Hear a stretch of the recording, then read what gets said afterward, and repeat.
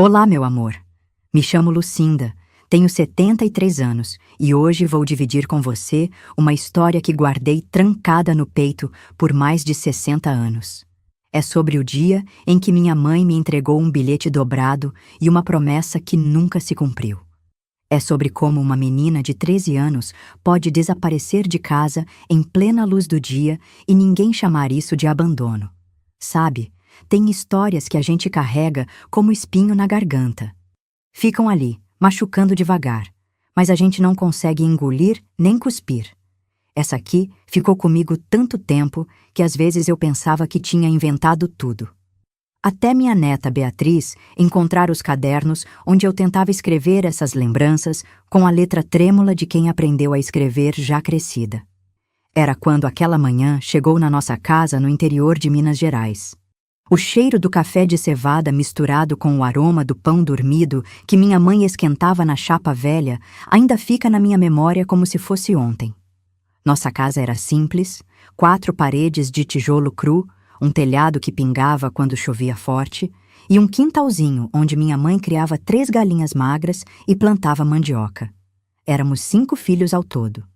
O Severino, o mais velho, com 16 anos, a Josefa com 15, depois eu, o pequeno Antônio com 9 e a bebê Maria José, que ainda mamava. Minha mãe, Dona Francisca, era uma mulher baixinha, de mãos calejadas de tanto lavar roupa para fora, mas com um sorriso que iluminava a casa inteira quando não estava preocupada demais com o que íamos comer no dia seguinte. Meu pai tinha partido quando Maria José nasceu. Simplesmente sumiu numa madrugada, levando só a roupa do corpo e deixando para trás 5 filhos e uma mulher que não sabia nem por onde começar a recomeçar. Minha mãe nunca falou mal dele na nossa frente, mas eu via nos olhos dela uma tristeza que pesava mais que qualquer raiva. Para sustentar a gente, ela lavava roupa para as famílias mais abastadas da cidade. Acordava antes do sol nascer para buscar as trouxas de roupa suja, passava o dia inteiro no tanque esfregando e torcendo, e só voltava para casa quando o sol já estava se despedindo. O barulho da água batendo na roupa molhada era a trilha sonora da nossa infância. Significava que nossa mãe estava trabalhando, que talvez no final do dia tivesse um trocadinho para comprar farinha ou açúcar. Mas mesmo trabalhando sol a sol, o dinheiro nunca era suficiente. A gente vivia sempre no fio da navalha, sempre devendo alguma coisa para alguém. O açougue, a venda do seu Manuel, até a parteira que ajudou no parto da Maria José ainda estava esperando o pagamento.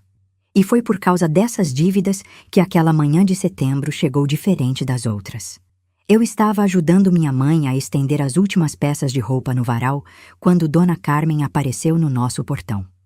Dona Carmen era a patroa mais importante da minha mãe. Uma senhora elegante que morava numa casa grande no centro da cidade e que sempre falava com a gente como se estivesse fazendo um favor imenso só de olhar na nossa direção. Francisca, ela disse da forma que sempre falava, sem cumprimentar ninguém. Preciso conversar com você sobre um assunto importante. Minha mãe largou a roupa molhada na bacia e foi até o portão, limpando as mãos no avental de chitão que ela mesma tinha costurado com retalhos que sobravam das casas onde trabalhava. Eu fiquei fingindo que estava ocupada com o varal, mas prestando atenção em cada palavra da conversa. Dona Carmen falava baixo, mas eu conseguia escutar algumas coisas que me arrepiaram a alma. Uma amiga dela em Belo Horizonte estava precisando de uma menina para ajudar com os filhos pequenos. Menina responsável, bem comportada, que soubesse cuidar de criança e não desse trabalho. A recompensa seria boa, Dona Carmen garantiu.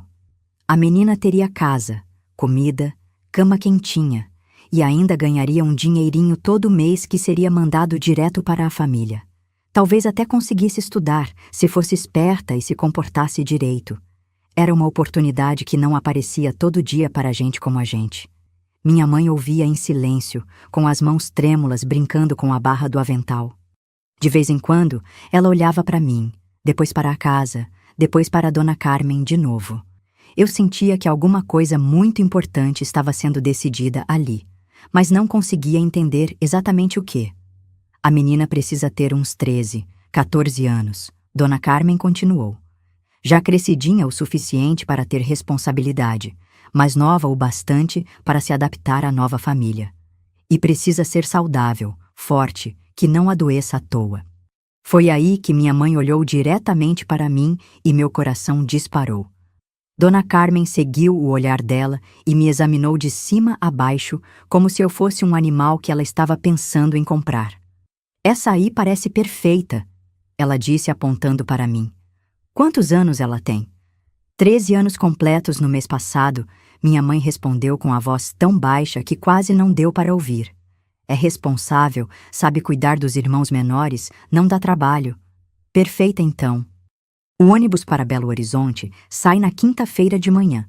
Se você decidir mandar ela, precisa estar na rodoviária às 6 horas com a mala arrumada e os documentos. Minha amiga Dona Helena vai estar esperando ela lá. Dona Carmen entregou um papel dobrado para minha mãe. Aqui tem o endereço e o nome da família. São pessoas boas, de confiança. A menina vai ser bem tratada, pode ter certeza. Depois que Dona Carmen foi embora, minha mãe ficou parada no portão por um tempo que pareceu eterno. Segurava o papel nas mãos como se fosse alguma coisa que podia queimar seus dedos. Quando finalmente se virou para entrar em casa, vi que seus olhos estavam vermelhos, mas ela não estava chorando. Naquela noite, ela não conseguiu fazer janta direito. Ficou mexendo a panela de feijão sem prestar atenção, queimou a farinha que estava torrando, esqueceu o café no fogo até ferver demais. A gente comeu em silêncio, sentindo que alguma coisa tinha mudado no ar da nossa casa.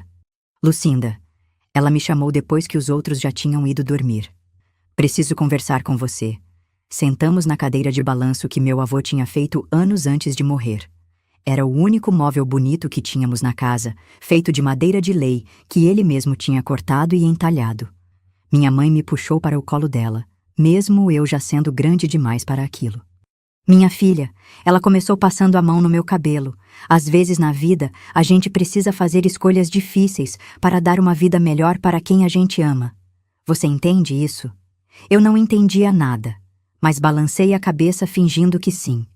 Meu coração estava batendo tão forte que eu tinha certeza de que ela conseguia ouvir.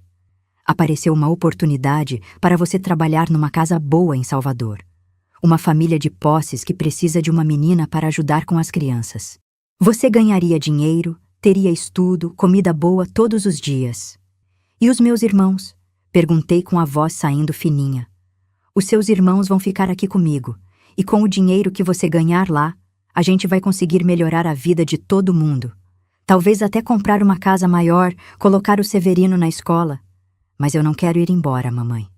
Ela me abraçou mais apertado e eu senti o cheiro dela, misturado de sabão de coco e suor de trabalho, um cheiro que até hoje me faz chorar quando sinto em algum lugar. Eu sei que não quer, minha filha, mas às vezes a gente não pode escolher o que quer. A gente tem que escolher o que é melhor para todo mundo. E se eu não gostar de lá? Você vai gostar. São pessoas boas, de confiança, e se não se adaptar nos primeiros tempos, a gente conversa e vê o que faz. Naquela noite eu não consegui dormir direito.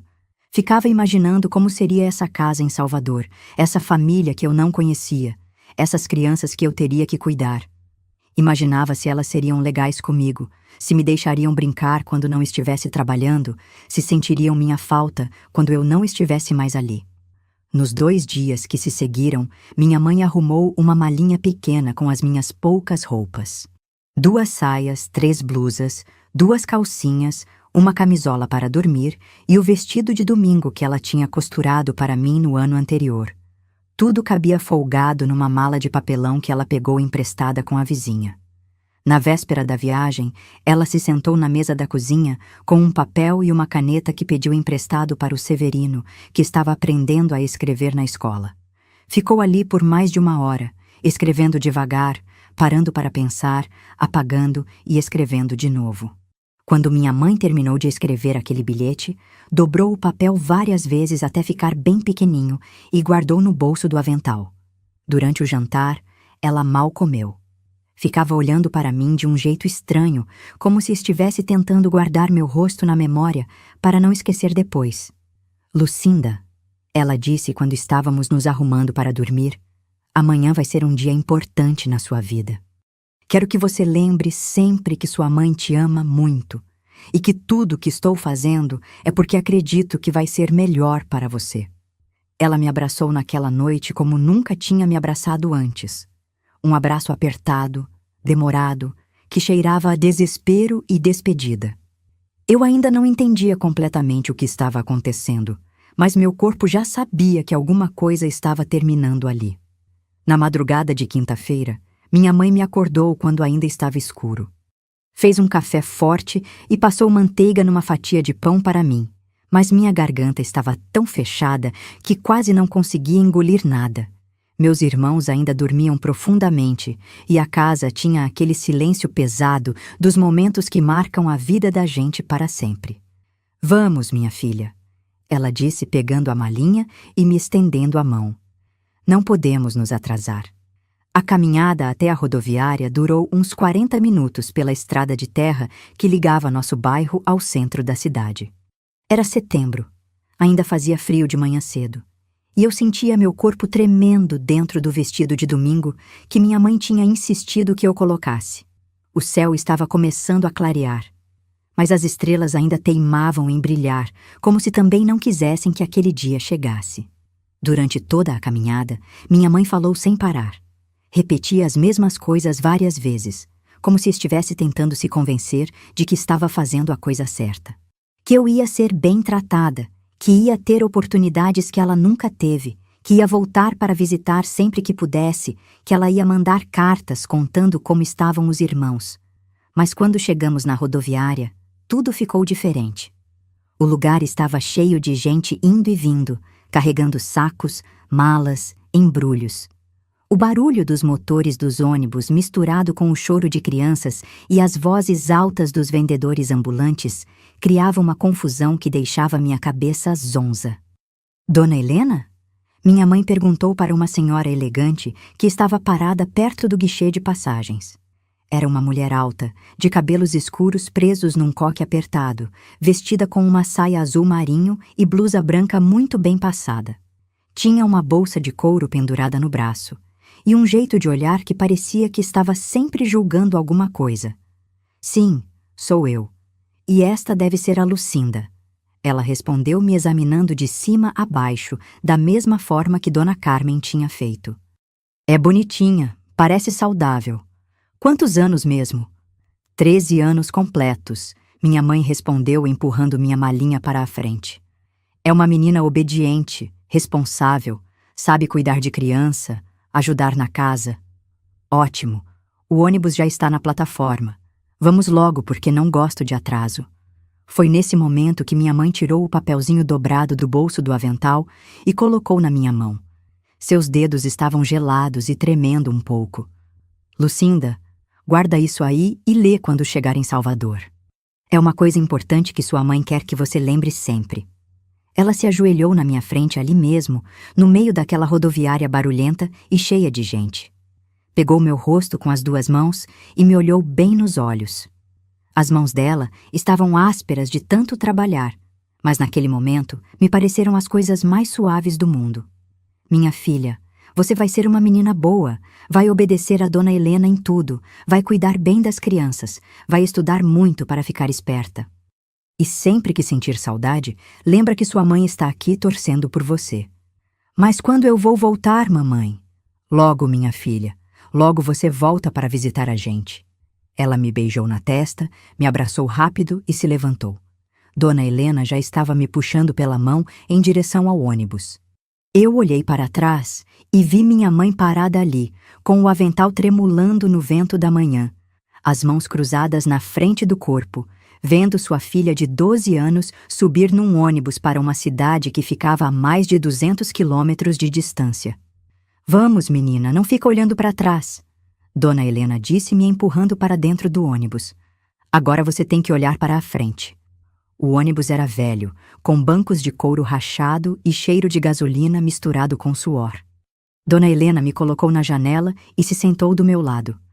Quando o ônibus começou a andar, eu grudei o rosto no vidro tentando ver minha mãe pela última vez, mas ela já tinha sumido no meio da multidão. Durante toda a viagem, que durou mais de 4 horas, Dona Helena mal falou comigo. Lia uma revista, comia umas bolachas que tinha trazido numa sacola e de vez em quando me olhava como se estivesse verificando se eu ainda estava ali.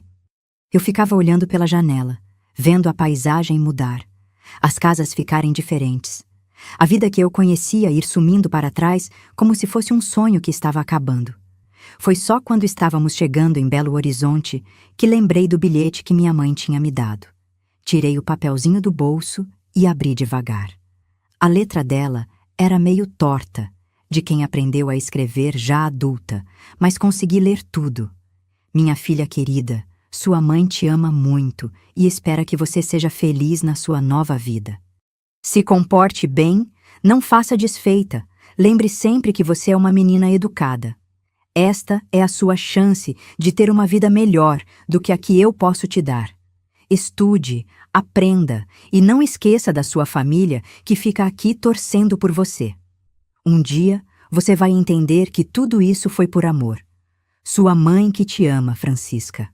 Chorei tanto lendo aquelas palavras que Dona Helena ficou impaciente.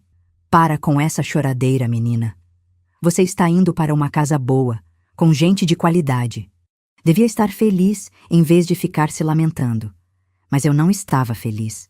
Estava perdida, assustada, sentindo um vazio no peito que parecia que ia me engolir inteira.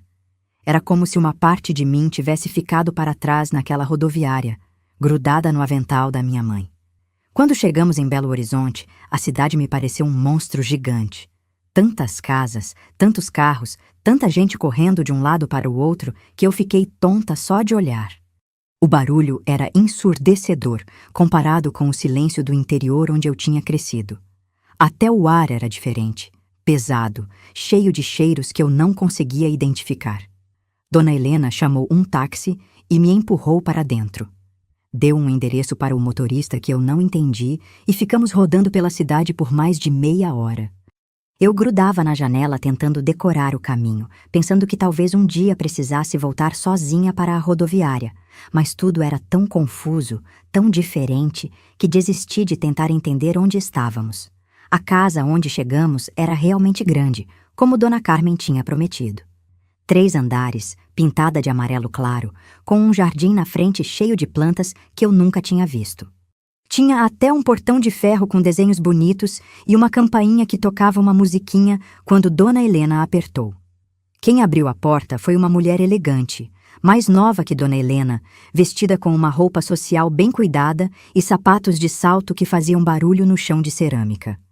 Ela me olhou rapidamente de cima a baixo e sorriu, mas era um sorriso que não chegava nos olhos. Esta é a Lucinda, Dona Helena disse, empurrando minha malinha para dentro da casa. A menina que a senhora estava esperando. Perfeita.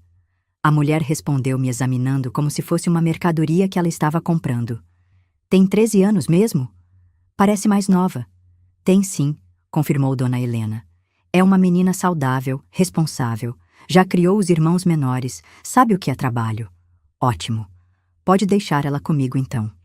Foi aí que Dona Helena se despediu rapidamente e foi embora, me deixando sozinha com aquela mulher desconhecida numa casa imensa que cheirava a cera de móveis e alguma coisa doce que eu não sabia identificar.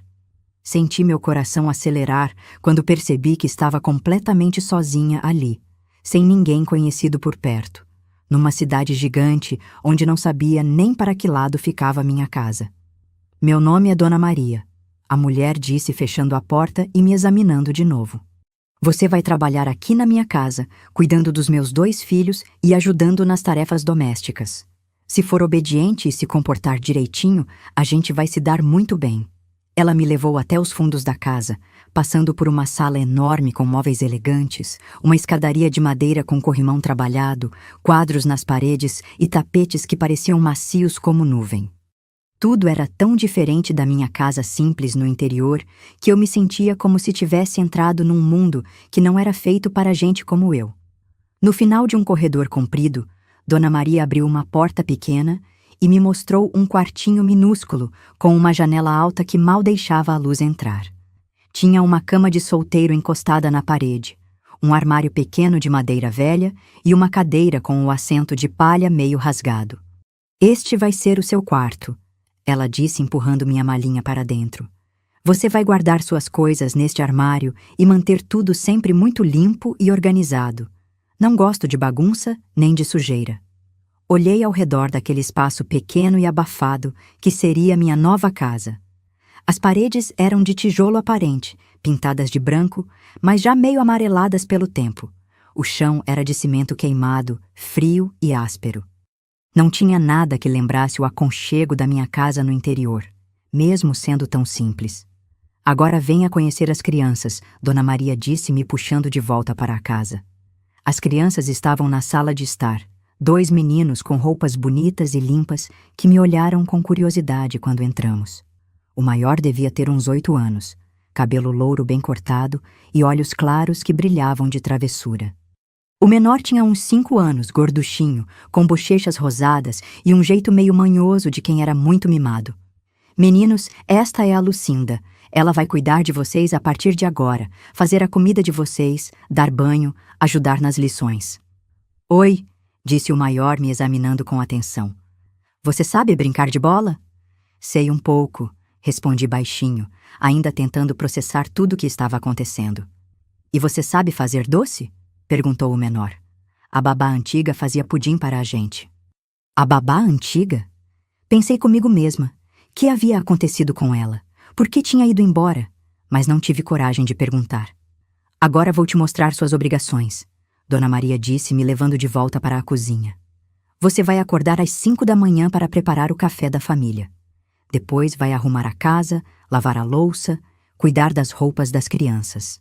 À tarde, quando eles voltarem da escola, vai ajudar nas lições e cuidar para que não façam bagunça. E a escola? Perguntei timidamente. Minha mãe disse que talvez eu pudesse estudar. Dona Maria riu, mas era um riso seco, sem humor. Escola? Minha querida, você está aqui para trabalhar, não para estudar. Se sobrar tempo depois de cumprir todas as suas obrigações, aí a gente vê. Meu coração afundou. Uma das coisas que mais me animava na ideia de vir para Belo Horizonte era a possibilidade de estudar, de aprender a ler e escrever melhor, talvez até fazer contas como meu irmão Severino estava aprendendo. Mas pelo jeito, aquele sonho ia ter que esperar. E o dinheiro? Perguntei me lembrando da promessa que Dona Carmen tinha feito para minha mãe. Dona Carmen disse que ia mandar um dinheirinho todo mês para minha família. Dona Maria me olhou com uma expressão que eu não consegui decifrar. Isso é assunto para conversar depois, quando você já estiver bem adaptada aqui. Por enquanto você tem casa, comida e cama. Isso já é muito mais do que muita gente tem. Naquela primeira noite, deitada naquela cama estranha, num quarto que cheirava a mofo e produtos de limpeza, eu chorei até não ter mais lágrimas. Lembrava do cheiro da comida da minha mãe, do barulho dos meus irmãos brincando no quintal, do calor do abraço dela quando eu tinha pesadelos. Tudo aquilo parecia tão distante agora, como se pertencesse à vida de outra pessoa. Peguei o bilhete da minha mãe, que estava guardado debaixo do travesseiro, e li de novo a luz fraca que entrava pela janela. Um dia, você vai entender que tudo isso foi por amor. Eu queria acreditar naquelas palavras, queria entender que significado de amor era aquele que separava uma mãe da filha de 13 anos. Mas naquele momento, sozinha e com medo num lugar desconhecido, só conseguia sentir que tinha sido abandonada. Do lado de fora do meu quartinho, eu ouvia os sons da casa adormecendo. Passos no andar de cima, portas se fechando, vozes baixas conversando sobre coisas que eu não entendia. Era uma casa cheia de gente, mas eu me sentia mais sozinha do que nunca havia me sentido na vida. E foi assim que começou minha nova vida em Salvador. Longe de tudo que conhecia, cuidando de crianças que não eram minhas irmãs, numa casa que nunca seria minha casa, com uma saudade no peito que doía como ferida aberta. Meu filho, minha filha, se essa história está tocando alguma coisa no seu coração, fica comigo aqui. Eu ainda tenho muito para te contar sobre esses anos difíceis, mas também sobre como a gente descobre forças que nem sabia que tinha. Me conta também a sua história nos comentários, vai? Toda história merece ser ouvida, e eu vou ler cada uma com o carinho de quem sabe o que é carregar o peso do passado. Vamos caminhar juntos nessa jornada da memória. Os primeiros dias naquela casa foram como um pesadelo do qual eu não conseguia acordar. O despertador tocava às 5 da manhã, um barulho estridente que me arrancava de sonhos onde eu ainda estava em casa, brincando com meus irmãos no quintal ou ajudando minha mãe a estender roupa no varal. Mas quando abria os olhos, a realidade daquele quartinho pequeno e abafado me batia como um soco no estômago. Dona Maria tinha deixado muito claro qual era a minha rotina.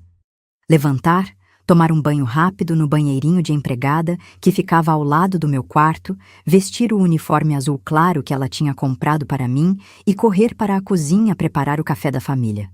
Café forte para o seu Mário, o marido dela, leite morno com achocolatado para as crianças, torradas com manteiga e geleia, frutas descascadas e cortadinhas em pedaços pequenos.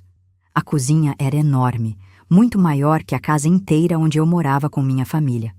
Tinha fogão a gás com 6 bocas, geladeira grande e branquinha, armários até o teto cheios de louças, panelas e coisas que eu nem sabia para que serviam.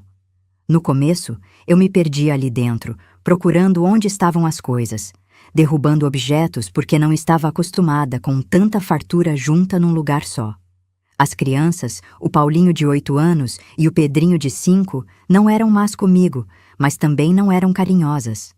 Para eles, eu era apenas mais uma funcionária da casa, como a mulher que vinha limpar 2 vezes por semana, ou o jardineiro que aparecia para cuidar das plantas. Eles me davam ordens sem olhar nos meus olhos, pediam as coisas sem dizer por favor, e quando alguma coisa não saía do jeito que queriam, corriam reclamar para a mãe. O que mais me machucava era a forma como Dona Maria falava comigo na frente deles. A Lucinda vai fazer isso. A Lucinda vai cuidar daquilo. Como se eu fosse um objeto, uma máquina que existia apenas para facilitar a vida deles. Nunca perguntava se eu estava cansada, se tinha saudade de casa, se precisava de alguma coisa. Para ela, eu era apenas uma peça que tinha que funcionar direitinho para manter a engrenagem da casa funcionando. As refeições eram outro tormento silencioso. A família comia na sala de jantar, numa mesa grande de madeira envernizada, usando pratos bonitos de porcelana e talheres de metal que brilhavam sob a luz do lustre. Eu comia sozinha na cozinha, sentada num banquinho baixo ao lado do fogão, sempre depois que todos já tinham terminado, com o que sobrava na panela. Não era que a comida fosse ruim, mas era a solidão que doía.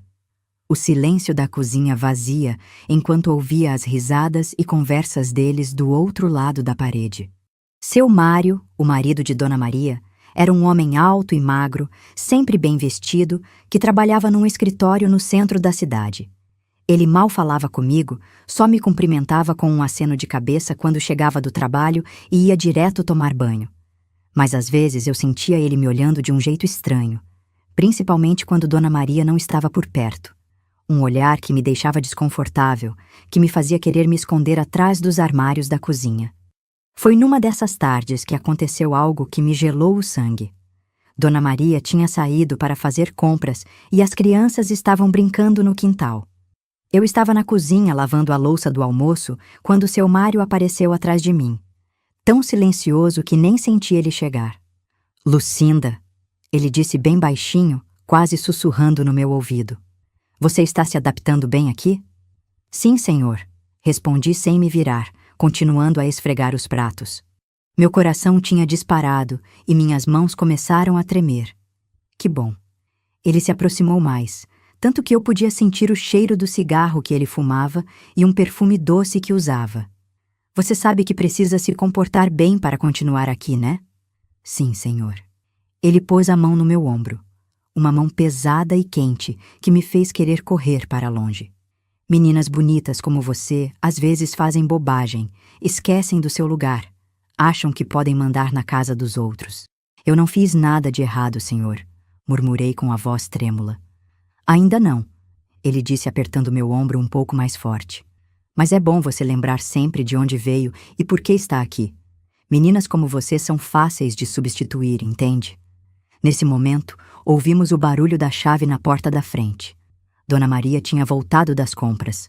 Seu Mário soltou meu ombro na mesma hora e saiu da cozinha como se nada tivesse acontecido, assoviando baixinho enquanto caminhava para a sala. Fiquei ali, parada na pia, com as mãos tremendo tanto que quase deixei um prato escorregar e quebrar. Aquela conversa me deixou mais assustada do que eu já estava. Não sabia direito o que ele tinha querido dizer, mas sentia que havia uma ameaça escondida naquelas palavras, um perigo que eu não conseguia nomear, mas que fazia meu estômago se revirar de medo. À noite, deitada no meu quartinho escuro, eu chorava baixinho, tentando não fazer barulho. A saudade de casa tinha virado uma dor física no peito, uma vontade desesperada de estar no colo da minha mãe, de ouvir a voz dos meus irmãos, de sentir o cheiro familiar da nossa casinha simples. Pegava o bilhete dela que guardava debaixo do travesseiro e lia de novo, tentando encontrar algum conforto naquelas palavras que falavam de amor e vida melhor. Mas onde estava a vida melhor que ela tinha prometido? Onde estava o estudo, o dinheiro que seria mandado para casa, o carinho que uma menina de 13 anos precisava? Tudo que eu tinha era trabalho pesado do amanhecer até a noite, solidão, medo e uma saudade que parecia um buraco sem fundo no meu peito. Nas primeiras semanas, eu ainda tinha esperança de que alguém da minha família viesse me visitar, ou pelo menos mandasse uma carta perguntando como eu estava. Mas os dias passavam e nada chegava. Nenhuma notícia de casa, nenhum sinal de que ainda existia uma família que pensava em mim, que sentia minha falta. Dona Maria percebeu minha tristeza, mas em vez de tentar me consolar, só ficava mais rigorosa comigo. Lucinda, pare com essa cara de funeral, ela dizia quando me via muito quieta. Você está numa casa boa, com comida na mesa e teto na cabeça. Devia estar agradecida em vez de ficar fazendo cara feia.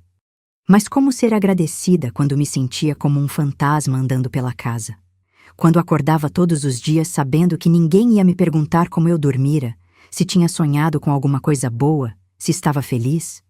Como agradecer por uma vida onde eu não passava de mãos para trabalhar e olhos para vigiar as crianças dos outros? A pior parte era quando chegava a hora de colocar as crianças para dormir. Paulinho e Pedrinho tinham um ritual de todas as noites. Dona Maria lia uma história para eles, dava um beijo de boa noite, fazia uma oração junto com eles, pedindo proteção para a família. Eu ficava ali parada na porta do quarto, arrumando os brinquedos espalhados, fingindo não prestar atenção naquela cena que me cortava o coração, porque ali eu via o que tinha perdido. O carinho de mãe, a sensação de pertencer a uma família, a segurança de saber que alguém se importava com você o suficiente para desejar que tivesse sonhos bonitos. Eu era uma criança cuidando de outras crianças, mas ninguém cuidava de mim. Uma noite, depois de um dia particularmente difícil, onde tinha levado uma bronca porque deixei queimar o feijão do almoço, eu me tranquei no meu quartinho e escrevi uma carta para minha mãe. Usei um papel que peguei emprestado do caderno do Paulinho e escrevi com o lápis que ele tinha esquecido na cozinha. Minha mãe querida, estou com muita saudade da senhora e dos meus irmãos. A casa aqui é grande e bonita, mas eu não sou feliz. Trabalho muito e ninguém é carinhoso comigo. Por favor, me manda buscar. Eu prometo que vou trabalhar muito em casa para ajudar a senhora, sua filha que te ama, Lucinda. Dobrei a carta e guardei embaixo do colchão, junto com o bilhete da minha mãe. Não sabia nem o endereço certinho da minha casa para mandar, e mesmo se soubesse, não tinha dinheiro para comprar selo. A carta ficou ali, guardada como um grito de socorro que ninguém ia escutar. E foi assim que passou meu primeiro mês naquela casa. Trabalho, solidão, medo e uma saudade que crescia a cada dia como uma planta amarga dentro do meu peito.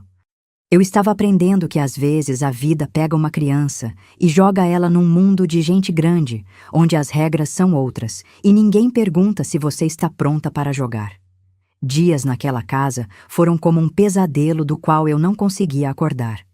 O despertador tocava às 5 da manhã, um barulho estridente que me arrancava de sonhos onde eu ainda estava em casa, brincando com meus irmãos no quintal ou ajudando minha mãe a estender roupa no varal. Mas quando abria os olhos, a realidade daquele quartinho pequeno e abafado me batia como um soco no estômago. Dona Maria tinha deixado muito claro qual era a minha rotina: Levantar, tomar um banho rápido no banheirinho de empregada que ficava ao lado do meu quarto, vestir o uniforme azul claro que ela tinha comprado para mim e correr para a cozinha preparar o café da família. Café forte para o seu Mário, o marido dela, leite morno com achocolatado para as crianças, torradas com manteiga e geleia, frutas descascadas e cortadinhas em pedaços pequenos. A cozinha era enorme, muito maior que a casa inteira onde eu morava com minha família. Tinha fogão a gás com 6 bocas, geladeira grande e branquinha, armários até o teto cheios de louças, panelas e coisas que eu nem sabia para que serviam. No começo, eu me perdia ali dentro, procurando onde estavam as coisas, derrubando objetos porque não estava acostumada com tanta fartura junta num lugar só. As crianças, o Paulinho de 8 anos e o Pedrinho de 5, não eram más comigo, mas também não eram carinhosas. Para eles, eu era apenas mais uma funcionária da casa, como a mulher que vinha limpar 2 vezes por semana ou o jardineiro que aparecia para cuidar das plantas. Eles me davam ordens sem olhar nos meus olhos, pediam as coisas sem dizer por favor, e quando alguma coisa não saía do jeito que queriam, corriam reclamar para a mãe. O que mais me machucava era a forma como Dona Maria falava comigo na frente deles. A Lucinda vai fazer isso. A Lucinda vai cuidar daquilo. Como se eu fosse um objeto, uma máquina que existia apenas para facilitar a vida deles. Nunca perguntava se eu estava cansada, se tinha saudade de casa, se precisava de alguma coisa. Para ela, eu era apenas uma peça que tinha que funcionar direitinho para manter a engrenagem da casa funcionando. As refeições eram outro tormento silencioso. Foi depois do 2º mês que as coisas começaram a ficar ainda mais difíceis. Dona Maria estava ficando cada vez mais exigente comigo, como se tivesse decidido que eu era uma decepção que precisava ser corrigida a todo momento. Qualquer coisinha que não saía perfeita virava motivo para bronca. Um copo com marquinha d'água, uma camisa mal passada, uma brincadeira das crianças que ela considerava barulhenta demais. Lucinda, você está ficando displicente, ela dizia me cutucando com o dedo no peito. Acho que está precisando lembrar por que está aqui. Sua família te mandou para cá porque não tinha condições de te sustentar. Se você não se comportar, vou ter que mandar você de volta e avisar que você não serviu. Essa ameaça me apavorava mais que qualquer grito. Voltar para casa significava que eu tinha falhado, que não tinha conseguido ajudar minha família como prometera. Significava que minha mãe ia ficar decepcionada comigo, que talvez não tivesse nem lugar para mim na nossa casinha pequena. Então eu engolia o choro, baixava a cabeça e prometia me esforçar mais. Mas o que mais me deixava perdida era que eu não entendia direito o que estava fazendo de errado. Acordava no horário, fazia todas as tarefas, cuidava das crianças com carinho, não respondia quando levava bronca. Mesmo assim, Dona Maria sempre encontrava alguma coisa para reclamar, como se o problema não fosse meu comportamento, mas minha própria existência ali. Foi numa dessas tardes de bronca que conheci a Conceição. Ela era uma senhora negra, de uns 50 anos, que vinha uma vez por semana para lavar as roupas pesadas e limpar os cantos da casa que eu não dava conta. Conceição tinha um jeito calmo e sábio, olhos que pareciam ter visto muito sofrimento na vida, mas que ainda brilhavam com uma bondade genuína. Na primeira vez que a vi, ela estava no quintal esfregando lençóis numa bacia grande, cantarolando baixinho uma música que eu não conhecia. Quando me aproximei para levar as toalhas sujas, ela parou de cantar e me olhou com atenção. Como é seu nome, criança? Lucinda, senhora. Que idade você tem, Lucinda? 13 anos, senhora. Ela parou de esfregar e me olhou de um jeito diferente, como se estivesse vendo alguma coisa que a preocupava. 13 anos, repetiu baixinho. Menina, você devia estar na escola, brincando com boneca, não trabalhando que nem gente grande. Dona Maria disse que talvez eu possa estudar depois, respondi baixinho, sem muita convicção. Conceição balançou a cabeça devagar, com uma expressão triste nos olhos. Menina, eu trabalho em casa de família há mais de 30 anos. Já vi muita criança como você passar por aqui. E posso te dizer uma coisa, esse depois nunca chega. Essas palavras ficaram ecoando na minha cabeça por dias. Conceição tinha falado com uma certeza que me assustou, como quem conhecia muito bem como funcionavam as coisas naquele mundo de casas grandes e empregadas pequenas. Nas semanas seguintes, sempre que Conceição vinha trabalhar, eu tentava ficar perto dela. Ela não falava muito, mas quando falava, suas palavras tinham um peso que me fazia prestar atenção. Aos poucos, fui entendendo que ela também tinha uma história parecida com a minha. Eu tinha a sua idade quando saí da casa da minha mãe para trabalhar. Ela me contou num dia em que estávamos sozinhas no quintal. Também me prometeram escola, também disseram que ia ser temporário. Hoje eu tenho 52 anos e não sei nem escrever meu nome direito. Mas a senhora não voltou para casa nunca? Voltei uma vez, 10 anos depois. Minha mãe tinha morrido. Meus irmãos tinham sumido pelo mundo. A casa tinha sido vendida para pagar dívida. Não tinha mais nada esperando por mim. O coração apertou só de imaginar uma coisa dessas acontecendo comigo. E se quando eu voltasse para casa não encontrasse mais ninguém? E se minha família tivesse se esquecido de mim, construído uma vida nova sem a filha que mandaram embora? Conceição devia ter percebido meu desespero, porque pôs a mão no meu ombro, um toque gentil que eu não sentia há meses. Menina, não estou te contando isso para te assustar. Estou contando para você não repetir os meus erros. Não deixe o tempo passar demais. Não deixe eles apagarem quem você é. Como assim, senhora? Eles querem que você se acostume. Querem que você pare de sentir saudade, pare de questionar, pare de sonhar com coisa diferente. Querem transformar você numa máquina que só trabalha e obedece. Não deixe isso acontecer, criança. Essas conversas com Conceição foram como uma luz se acendendo num quarto escuro. Pela primeira vez, desde que chegara ali, alguém estava me tratando como gente, reconhecendo que minha situação não era normal, que uma menina de 13 anos não deveria estar vivendo daquele jeito. Mas junto com esse alívio veio também um medo novo. O medo de que Dona Maria descobrisse nossas conversas e decidisse me mandar embora ou impedir que Conceição voltasse. Então, eu tomava cuidado para não demonstrar muita proximidade com ela quando a patroa estava por perto. Foi nessa época que comecei a notar outras coisas estranhas na casa. Dona Maria recebia visitas de outras senhoras elegantes que sempre traziam meninas novas para apresentar. Meninas que pareciam ter a minha idade, todas com a mesma cara de perdidas e assustadas que eu devia ter quando cheguei. Uma tarde, ouvi uma conversa entre Dona Maria e uma dessas visitantes que me fez o sangue gelar. Esta aqui é perfeita para a sua amiga de Brasília, dizia a visitante apontando para uma menina loira de uns 14 anos que estava parada na sala como um móvel. Família do interior, pais mortos, não tem para onde voltar, vai aceitar qualquer condição. Ótimo. Minha amiga estava precisando de alguém jovem e sem vícios. As mais novas se adaptam melhor, não dão trabalho. Era como se estivessem falando de animais, não de gente. E o pior é que eu comecei a entender que não era só comigo que aquilo acontecia. Havia toda uma rede de mulheres elegantes que comercializavam meninas pobres como se fossem mercadorias. Essa descoberta me deixou ainda mais desesperada. Eu não era um caso isolado, uma menina azarada que tinha caído numa situação ruim por acaso. Eu era parte de um sistema, uma engrenagem numa máquina que transformava a pobreza de famílias como a minha em mão de obra gratuita para famílias ricas. E o mais doloroso de tudo era pensar que minha própria mãe, sem saber, tinha me entregado para esse sistema.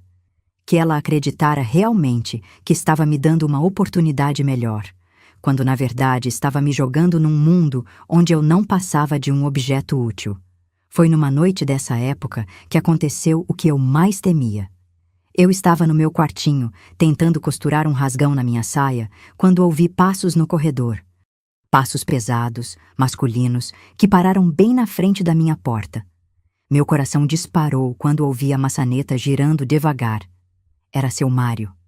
Ele entrou no meu quarto sem pedir licença, fechou a porta atrás de si e ficou parado ali me olhando com aquele mesmo olhar estranho que me dava arrepios.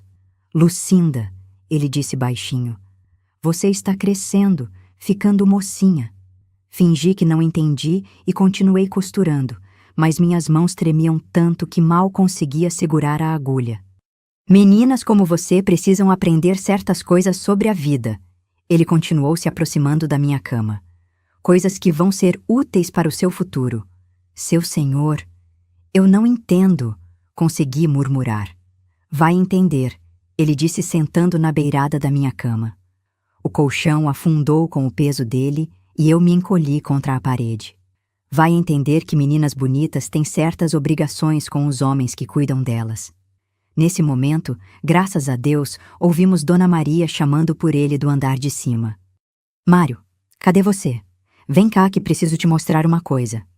Ele se levantou rápido, ajeitou a roupa e me olhou com uma expressão que misturava raiva e promessa.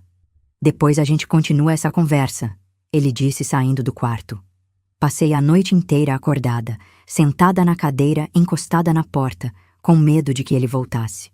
Meu corpo todo tremia e eu sentia uma náusea que não passava, mesmo sem ter comido nada estragado.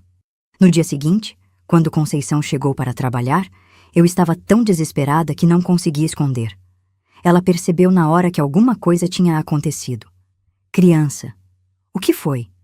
Você está com cara de quem viu assombração. Não consegui falar. As palavras ficavam presas na garganta, misturadas com lágrimas que eu estava segurando há horas. Conceição me puxou para um cantinho do quintal, longe das janelas da casa, e insistiu até eu conseguir contar o que tinha acontecido. Quando terminei, vi que o rosto dela tinha ficado duro como pedra. Menina, isso não pode continuar. Você precisa sair dessa casa antes que seja tarde demais. Mas para onde eu vou? Como vou fazer? Ela ficou pensativa por um tempo, depois disse: Deixa comigo. Vou dar um jeito de te ajudar. Mas enquanto isso, você não fica sozinha com esse homem, nem que seja para morrer. Entendeu? Concordei com a cabeça, agarrada na esperança de que Conceição realmente pudesse me ajudar. Porque eu estava começando a entender que se não saísse dali logo, coisas muito piores do que trabalho pesado e solidão poderiam acontecer comigo. E foi assim que comecei a planejar minha fuga daquela casa. Não sabia ainda como nem quando, mas sabia que tinha que ser logo.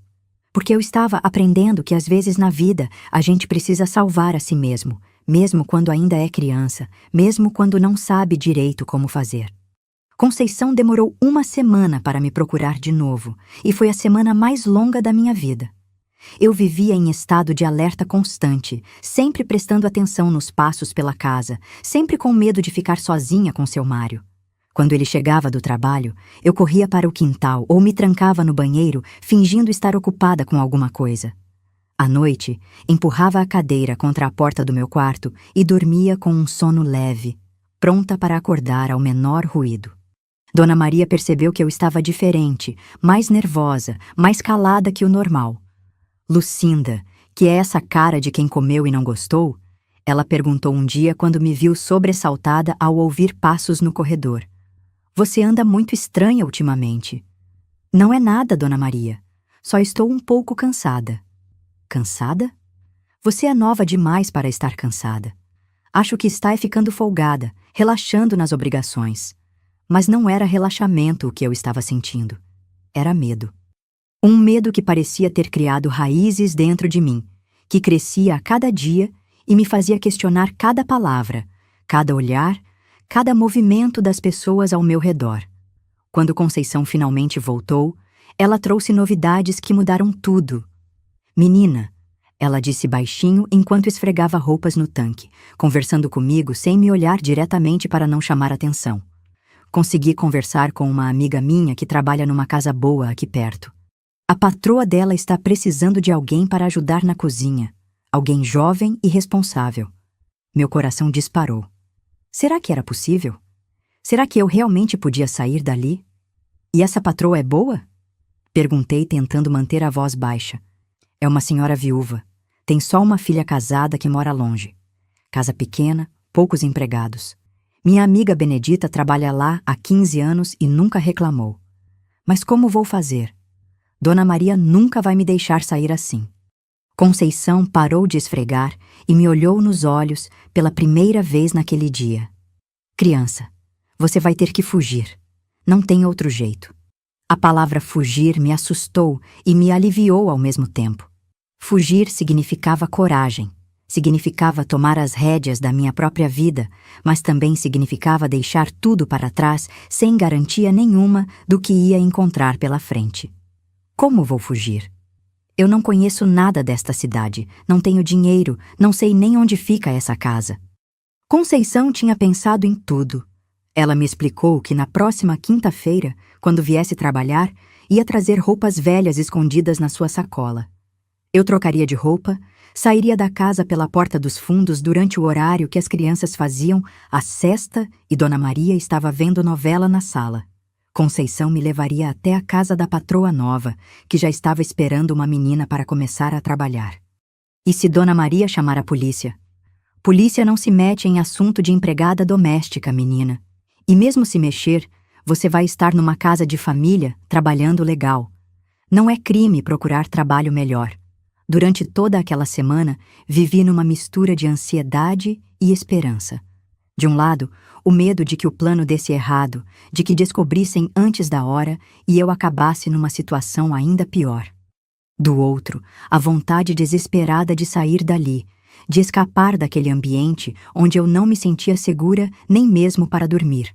Comecei a prestar atenção em todos os detalhes da rotina da casa. Dona Maria realmente assistia a novela toda tarde das 2 às 3, sempre sentada na poltrona da sala com uma xícara de café e uns biscoitos. As crianças dormiam depois do almoço e só acordavam perto das 4. Seu Mário só chegava do trabalho depois das 6. Havia uma janela de tempo perfeita para escapar sem ser vista. Na véspera do dia marcado, mal consegui dormir. Ficava revirando na cama, imaginando como seria a nova casa, se a patroa ia ser mais gentil, se eu finalmente teria a chance de estudar como minha mãe tinha prometido. Também pensava no que Dona Maria ia fazer quando descobrisse que eu tinha fugido, se ia ficar muito brava, se ia tentar me procurar.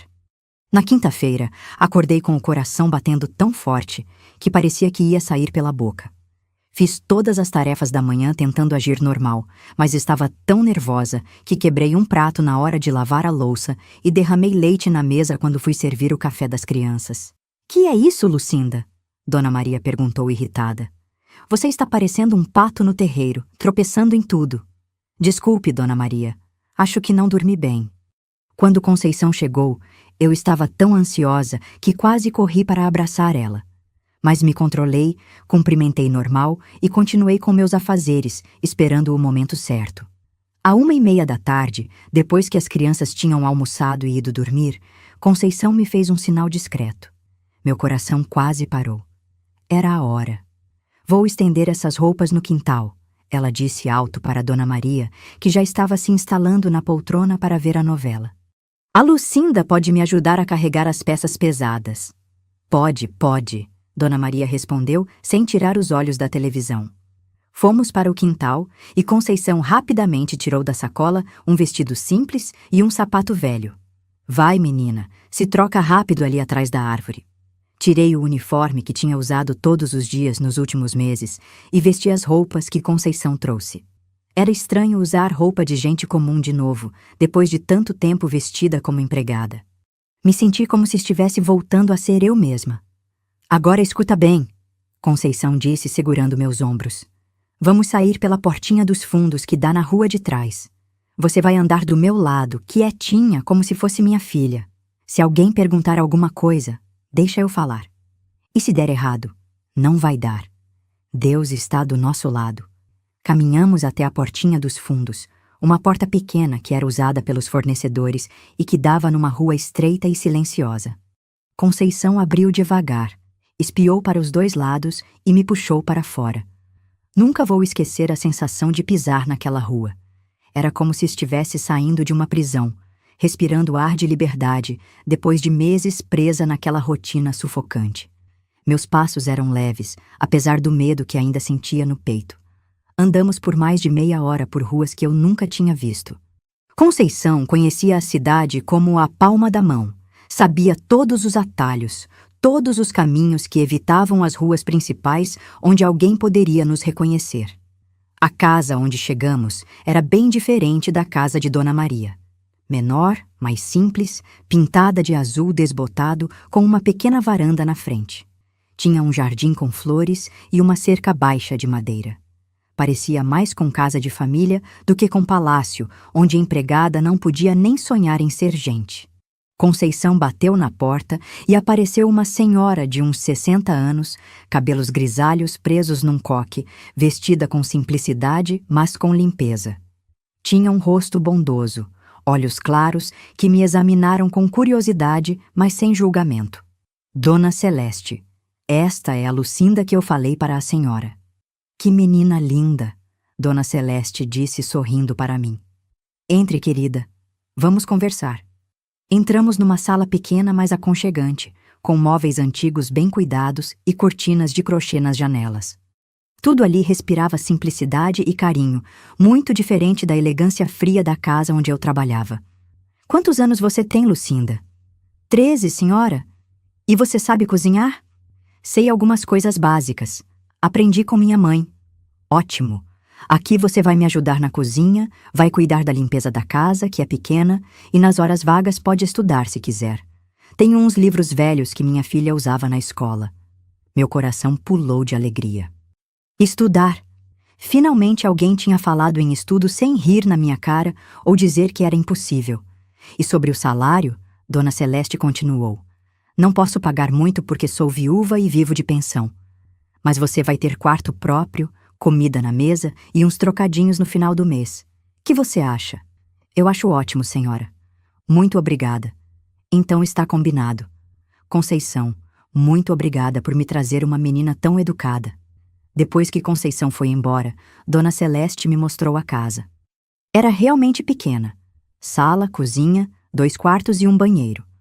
Meu quarto seria no fundo da casa, pequeno mas arejado, com uma cama de solteiro, um armário e uma mesa onde poderia estudar.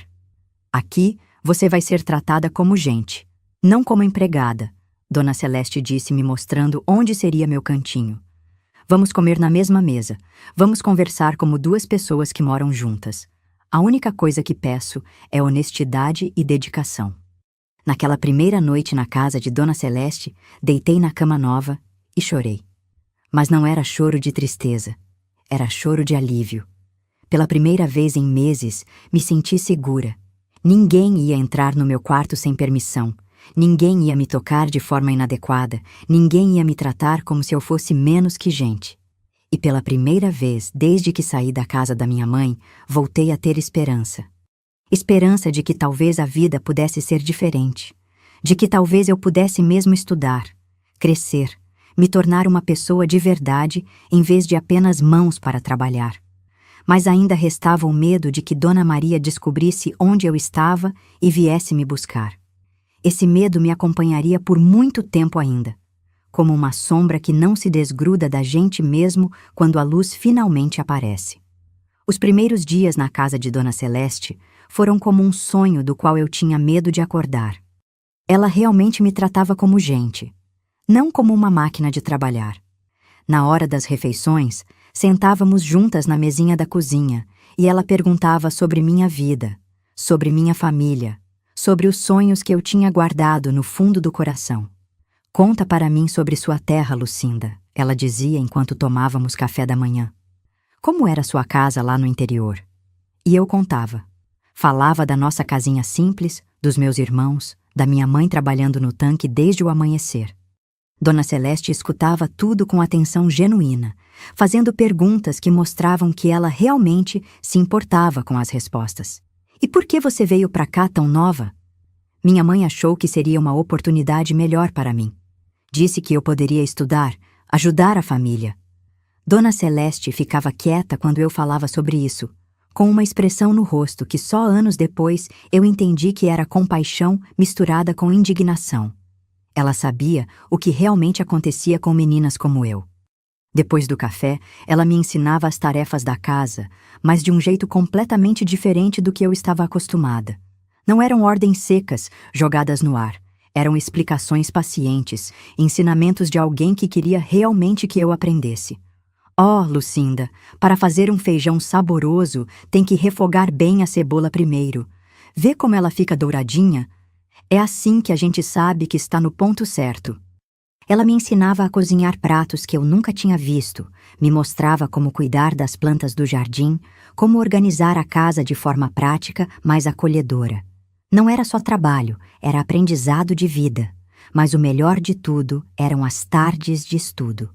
Depois que terminávamos as tarefas da casa, Dona Celeste pegava uns livros velhos que tinha guardado e sentava comigo na mesa da sala para me ensinar a ler e escrever melhor.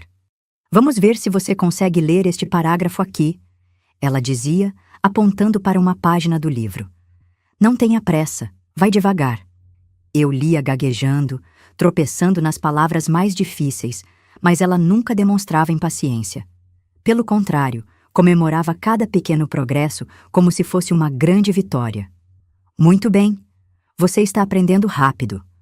Amanhã vamos ver as contas de somar e subtrair. Matemática era mais difícil para mim, mas Dona Celeste tinha uma paciência infinita. Usava feijões e milhos para me ensinar a contar, inventava problemas práticos que faziam sentido na vida real. Se você for no mercado comprar 2 quilos de arroz a R$ 1,50 o quilo, quanto você vai gastar? Era assim, devagar, que eu ia recuperando a educação que deveria ter tido na idade certa. E pela primeira vez desde que saí de casa, eu sentia que estava realmente crescendo, me desenvolvendo como pessoa, não apenas como mão de obra. Mas a sombra do medo ainda estava sempre ali. Toda vez que ouvia passos na rua, meu coração disparava achando que era Dona Maria vindo me buscar. Quando alguém batia na porta, eu corria para me esconder atrás da cortina da sala. Dona Celeste percebeu logo essa minha ansiedade. Lucinda, que é esse medo todo? Toda vez que faz barulho na rua, você fica assombrada. Contei para ela toda a verdade. A fuga da casa de Dona Maria, o medo de ser encontrada e obrigada a voltar, as ameaças de seu Mário. Dona Celeste escutou tudo em silêncio, e quando terminei, ela pôs a mão no meu ombro com carinho. Minha filha, você está segura aqui. Se essa mulher vier procurar você, eu digo que não sei de nada. E se insistir, chamo meu genro, que é advogado. Menina de 13 anos não é propriedade de ninguém. Essas palavras me trouxeram um alívio que eu não sabia que era possível sentir. Pela primeira vez em meses, consegui relaxar de verdade, parar de viver em constante estado de alerta. Foi nessa época que comecei a escrever cartas para minha família. Dona Celeste me deu papel e envelope e até se ofereceu para pagar o selo. Sua mãe deve estar preocupada, não sabendo notícia sua, ela disse. É importante manter contato com a família. Escrevi uma carta longa contando que estava bem, que tinha encontrado um lugar bom para trabalhar e estudar, que estava aprendendo muitas coisas novas. Não contei sobre os problemas na casa de Dona Maria porque não queria preocupar minha mãe, mas deixei claro que estava feliz e segura. 2 semanas depois, chegou uma carta de resposta. Era do meu irmão Severino, porque minha mãe ainda não sabia escrever muito bem. Meu coração bateu forte quando reconheci a letra dele no envelope. Lucinda, querida, mamãe ficou muito feliz em saber que você está bem. Aqui em casa está tudo igual, trabalhando muito, mas levando a vida. O Antônio cresceu bastante. Já sabe escrever o nome dele. A Maria José está andando e falando algumas palavras. Mamãe disse para te dizer que sente muito sua falta, mas que tem orgulho de você estar se virando sozinha na cidade grande. Manda dizer que é para você estudar muito e se comportar bem. Um abraço apertado de todos nós, seu irmão Severino. Chorei tanto lendo aquela carta que Dona Celeste ficou preocupada, achando que tinha acontecido alguma coisa ruim. Não, Dona Celeste, expliquei enxugando as lágrimas. É choro de felicidade. Minha família está bem e não se esqueceu de mim. Claro que não se esqueceram, minha filha. Família de verdade nunca esquece. Aqueles meses na casa de Dona Celeste foram os mais felizes que eu tinha vivido desde que saí da minha terra. Eu estava aprendendo a ser criança de novo, a ter momentos de brincadeira e descontração. Dona Celeste às vezes me levava para passear no centro da cidade, me mostrava as lojas, as praças, as igrejas. Era como se ela estivesse me apresentando ao mundo, me ensinando que existiam coisas bonitas na vida além do trabalho pesado, Mas a vida tem dessas ironias cruéis que a gente só entende muito tempo depois. Justo quando eu estava começando a me sentir segura e feliz, quando finalmente tinha encontrado um lugar onde podia ser criança e sonhar com o futuro, tudo mudou de novo. Foi numa tarde de sábado. Eu estava no quintal ajudando Dona Celeste a cuidar das flores quando ouvimos uma batida forte na porta da frente. Não era a batida educada de uma visita normal. Era uma batida autoritária, impaciente. Dona Celeste foi atender e eu fiquei ali no quintal, mas consegui ouvir a conversa da porta. Boa tarde. Estou procurando uma menina que trabalha aqui. Lucinda é o nome dela. Meu sangue gelou. Era a voz de Dona Maria. Aqui não trabalha nenhuma Lucinda, Dona Celeste respondeu com firmeza. Não minta para mim. Tenho informação segura de que ela está aqui. Essa menina fugiu da minha casa e eu vim buscar o que é meu. Menina não é propriedade de ninguém, senhora. E eu já disse que aqui não tem nenhuma Lucinda. Escuta bem, Dona Celeste. Era evidente que Dona Maria tinha se informado sobre com quem estava falando. Essa menina foi entregue para mim pela família dela. Tenho responsabilidade sobre ela. Se você está escondendo ela aqui, está cometendo um crime. Eu estava paralisada atrás da cerca viva, sem saber se devia correr ou me esconder melhor. Meu coração batia tão forte que eu achava que todo mundo podia ouvir. Dona Celeste, mesmo sendo uma senhora pequena e delicada, não se intimidou. Se a menina estava na sua casa e fugiu, é porque não estava sendo bem tratada. Criança feliz não foge de casa. E se ela estivesse aqui, o que não estou dizendo que está, seria porque escolheu estar. Dona Maria não gostou nada daquela resposta. A voz dela ficou mais alta, mais agressiva. Olha aqui, senhora. Eu não vim aqui para discutir filosofia sobre criança. Vim buscar minha empregada que fugiu. E vou revirar essa casa inteira se for preciso. Foi aí que Dona Celeste mostrou uma força que eu não sabia que ela tinha. A senhora não vai revirar nada. Esta é minha casa, e a senhora não tem autoridade nenhuma aqui. Se quiser entrar à força, vou chamar a polícia. Polícia? Dona Maria riu, mas era um riso nervoso. Polícia não se mete em assunto de empregada doméstica. Se mete sim quando é questão de invasão de domicílio e exploração de menor. Meu genro é advogado e me explicou direitinho quais são os direitos das crianças. Houve um silêncio tenso. Eu podia imaginar Dona Maria fazendo aquela cara de quem estava pensando se valia a pena insistir ou se era melhor bater em retirada. Isso não vai ficar assim, ela disse finalmente. Vou descobrir onde essa menina está e quando descobrir, vai se arrepender de ter me desafiado. A senhora está ameaçando uma pessoa de bem na porta da própria casa? Que bonito comportamento para uma senhora da sociedade. Ouvi passos se afastando e depois o barulho de uma porta de carro batendo. Só então, Dona Celeste veio me procurar no quintal. Pode sair daí, minha filha. Ela foi embora. Saí do esconderijo tremendo da cabeça aos pés. Dona Maria tinha me encontrado. Sabia onde eu estava. E pelo tom das ameaças, não ia desistir fácil. Dona Celeste, ela vai voltar. Vai me levar de volta para aquela casa. Não vai não, minha filha. Enquanto eu estiver viva, não vai. Mas ela tem razão numa coisa. Minha mãe me entregou para ela. Na lei, ela tem direito sobre mim.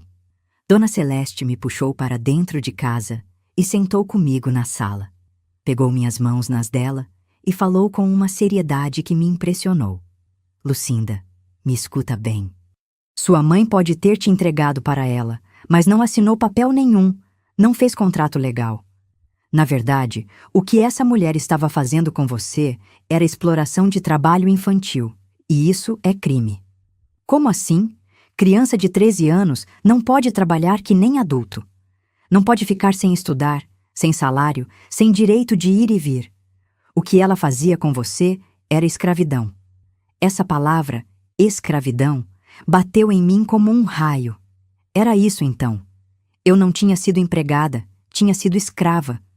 Uma escrava que não sabia que era escrava porque ninguém tinha me explicado que existiam outras formas de viver.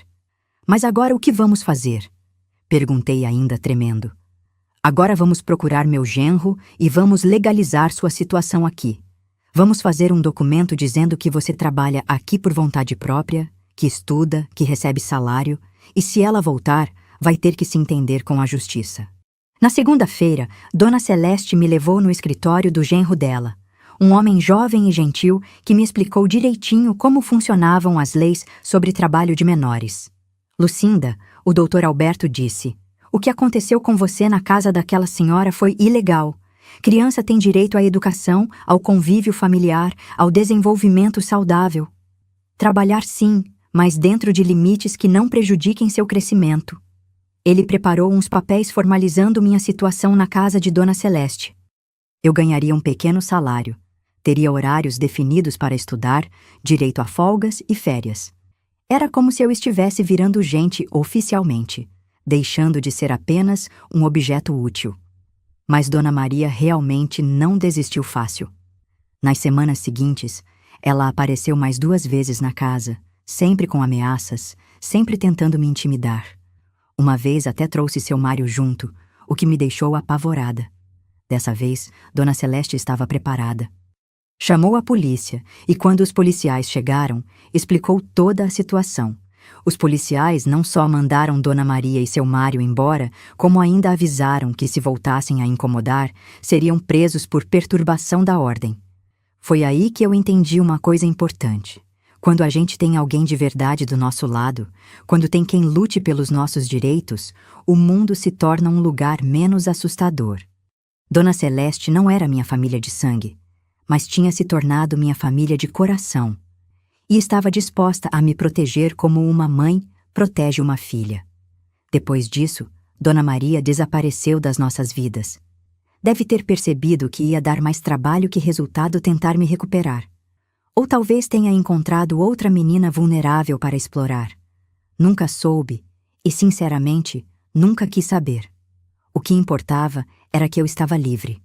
Livre para estudar, livre para crescer, livre para sonhar com um futuro que fosse mais que apenas trabalhar para sobreviver.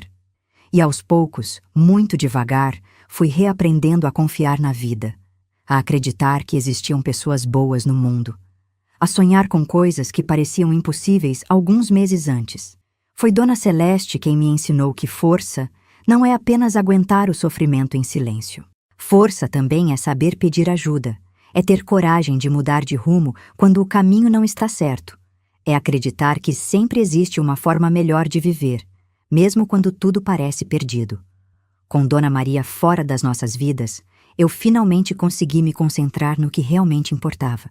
Crescer, aprender, me tornar a pessoa que eu queria ser. Os meses que se seguiram na casa de Dona Celeste foram de uma tranquilidade que eu havia esquecido que era possível sentir. Minha rotina havia se tornado previsível e acolhedora. Acordava cedo, mas não por obrigação desesperadora, e sim porque gostava de ver o sol nascendo pela janela da cozinha enquanto preparava o café. Dona Celeste sempre aparecia pouco depois, com o cabelo desarrumado e sorriso sonolento, e tomávamos o café juntas planejando o dia. Depois das tarefas da manhã, que eram leves e feitas sem pressa, chegava a parte que eu mais amava: as aulas. Dona Celeste havia conseguido uns livros didáticos emprestados com a filha, e toda tarde sentávamos na mesa da sala para estudar português, matemática, ciências, geografia. Hoje vamos aprender sobre os estados do Brasil, ela dizia, abrindo o livro numa página cheia de mapas coloridos.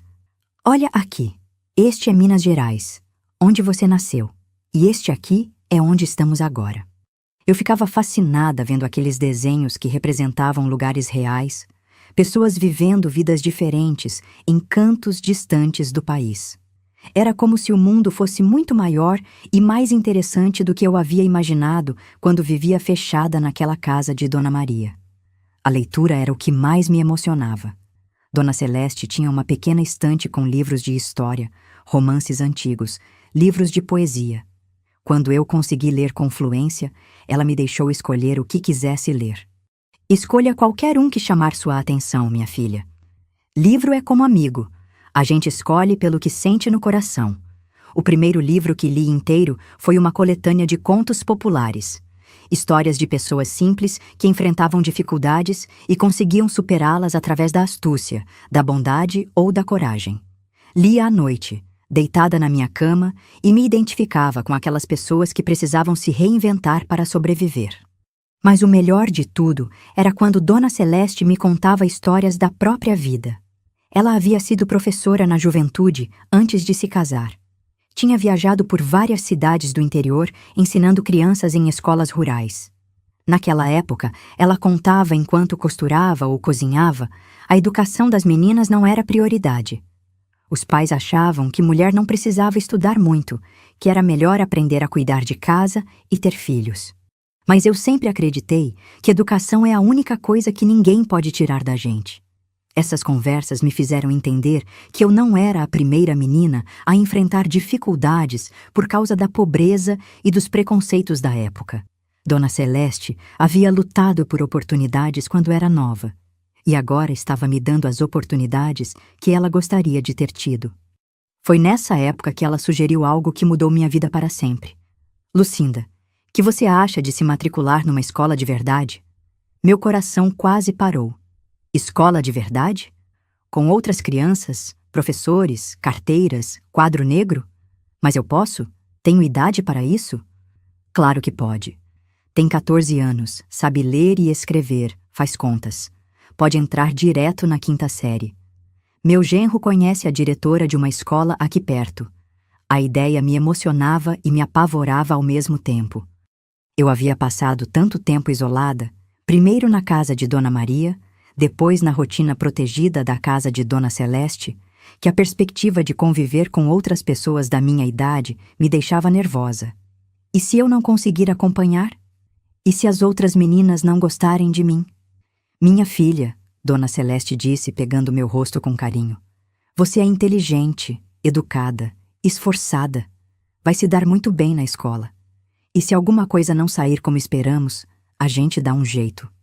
O importante é tentar. A matrícula foi feita numa quinta-feira de março.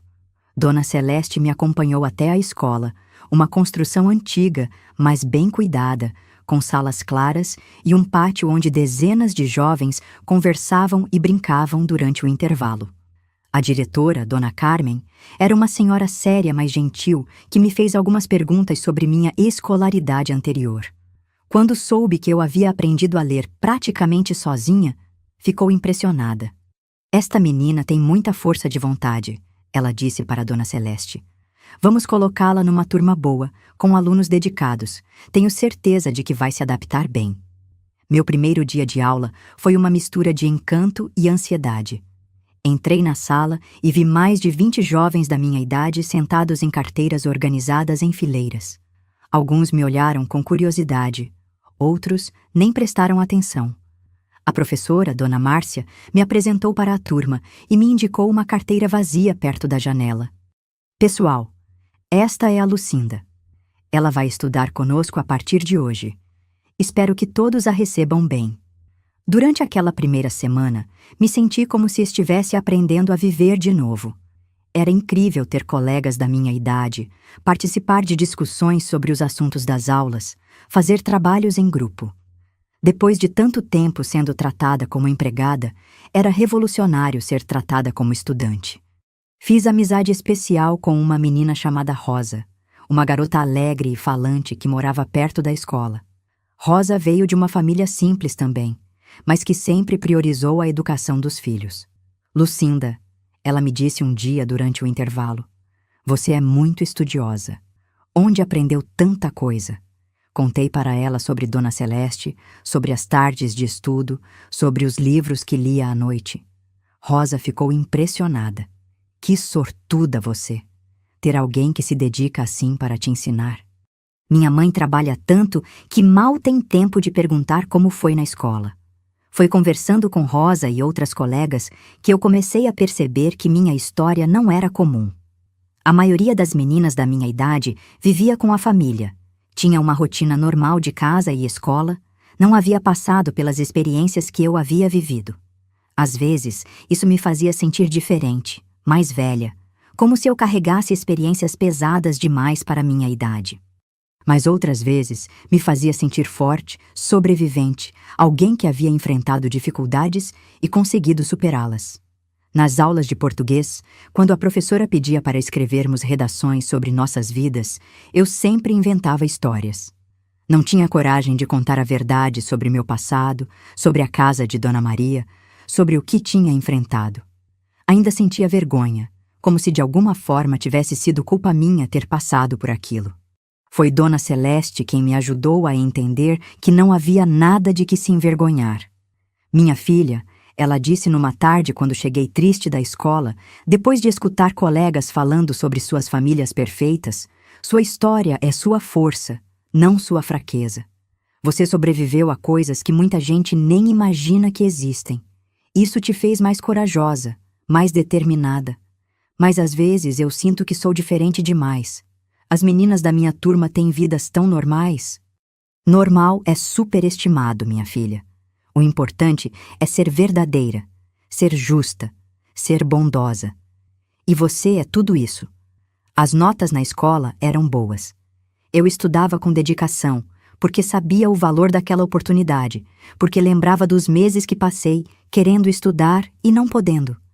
Matemática ainda era minha matéria mais difícil, mas português e ciências eu adorava.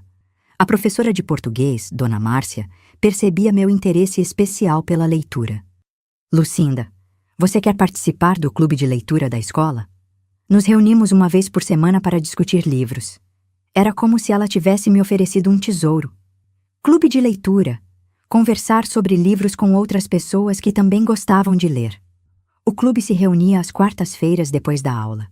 Éramos uns 8 alunos de séries diferentes, sentados em círculo na biblioteca, discutindo os livros que líamos.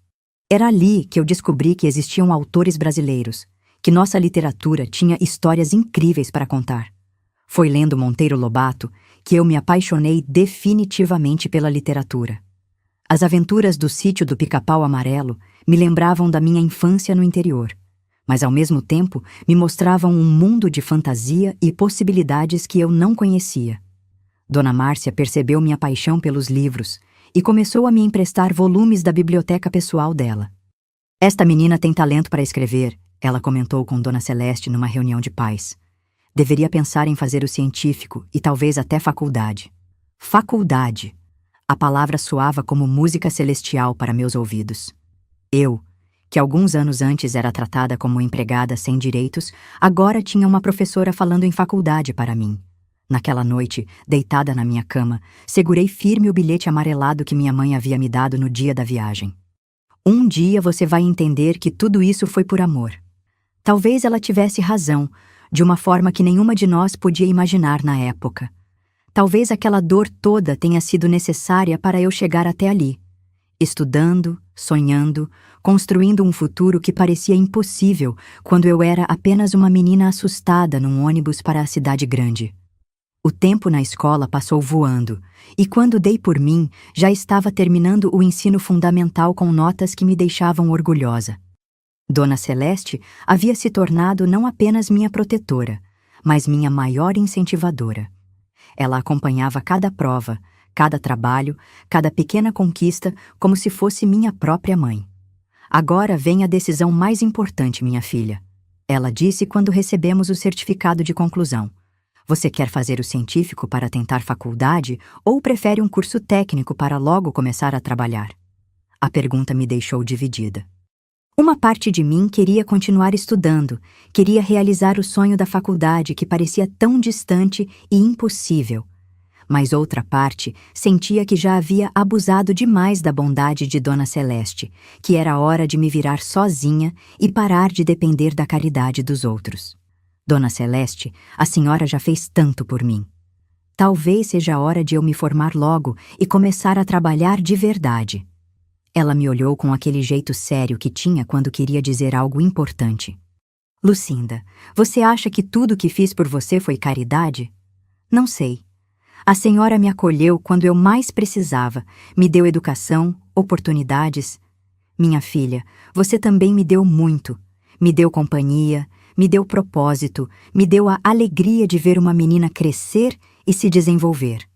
Esta casa ficou mais viva com você aqui. Então, para de pensar que está me devendo alguma coisa. Mas ela ainda não havia terminado. E outra coisa. Talento para estudo como o seu não é comum. Seria um desperdício você não ir até onde pode chegar. O mundo precisa de pessoas educadas, pessoas que pensam, que questionam, que fazem a diferença. No final, decidimos que eu faria o científico. Mas dessa vez numa escola pública maior, no centro da cidade, onde as exigências eram maiores e a concorrência mais forte. A mudança para o ensino médio foi outro desafio. A escola era imensa, com centenas de alunos, professores mais rigorosos, matérias mais complexas. Nos primeiros meses, me senti perdida no meio de tanta gente, tanta informação nova. Foi na aula de literatura que conheci o professor Augusto, um homem jovem, recém-formado, que tinha uma paixão contagiosa pelos livros e pela educação. Ele percebeu logo meu interesse especial pela matéria. Lucinda, suas redações são excepcionais para alguém da sua idade. Você já pensou em escrever profissionalmente? Escrever profissionalmente? Eu nem sabia que isso era possível. Para mim, escritor era coisa de gente famosa, morta há muito tempo, cujos livros estavam nas estantes das bibliotecas. Claro que é possível, professor Augusto disse com entusiasmo. Existem jornalistas, roteiristas, cronistas, romancistas. A literatura brasileira precisa de vozes novas, de pessoas que vêm de onde você vem e têm o que contar. Ele começou a me emprestar livros de autores contemporâneos, me mostrou que a literatura não era só coisa do passado, que havia pessoas vivas escrevendo sobre o Brasil real, sobre gente como eu. Foi lendo Carolina Maria de Jesus que minha vida mudou de novo. Aquela mulher negra, pobre, que havia morado na favela e conseguido contar sua história para o mundo inteiro, me fez entender que minha experiência também podia virar literatura, também podia servir para alguma coisa. Professor Augusto? Perguntei numa tarde depois da aula. Será que alguém se interessaria pela história de uma menina do interior que veio trabalhar na cidade? Com certeza, especialmente se for contada com a sensibilidade e a honestidade que você demonstra nos seus textos. Foi aí que comecei a escrever de verdade. Não apenas redações escolares, mas textos sobre minha vida, minha família, minha experiência na casa de Dona Maria. No começo, era difícil reviver aquelas memórias dolorosas. Muitas vezes parava no meio de um texto porque começava a chorar. Dona Celeste me encontrava às vezes sentada à mesa da cozinha, com lágrimas escorrendo pelo rosto e uma folha meio escrita na frente. O que é isso, minha filha? Por que está chorando? Estou tentando escrever sobre aquela época, mas dói muito lembrar. Ela sentava do meu lado e pegava minha mão. Dói porque foi real. Mas escrever sobre dor também é uma forma de cura. É uma forma de dar sentido ao sofrimento.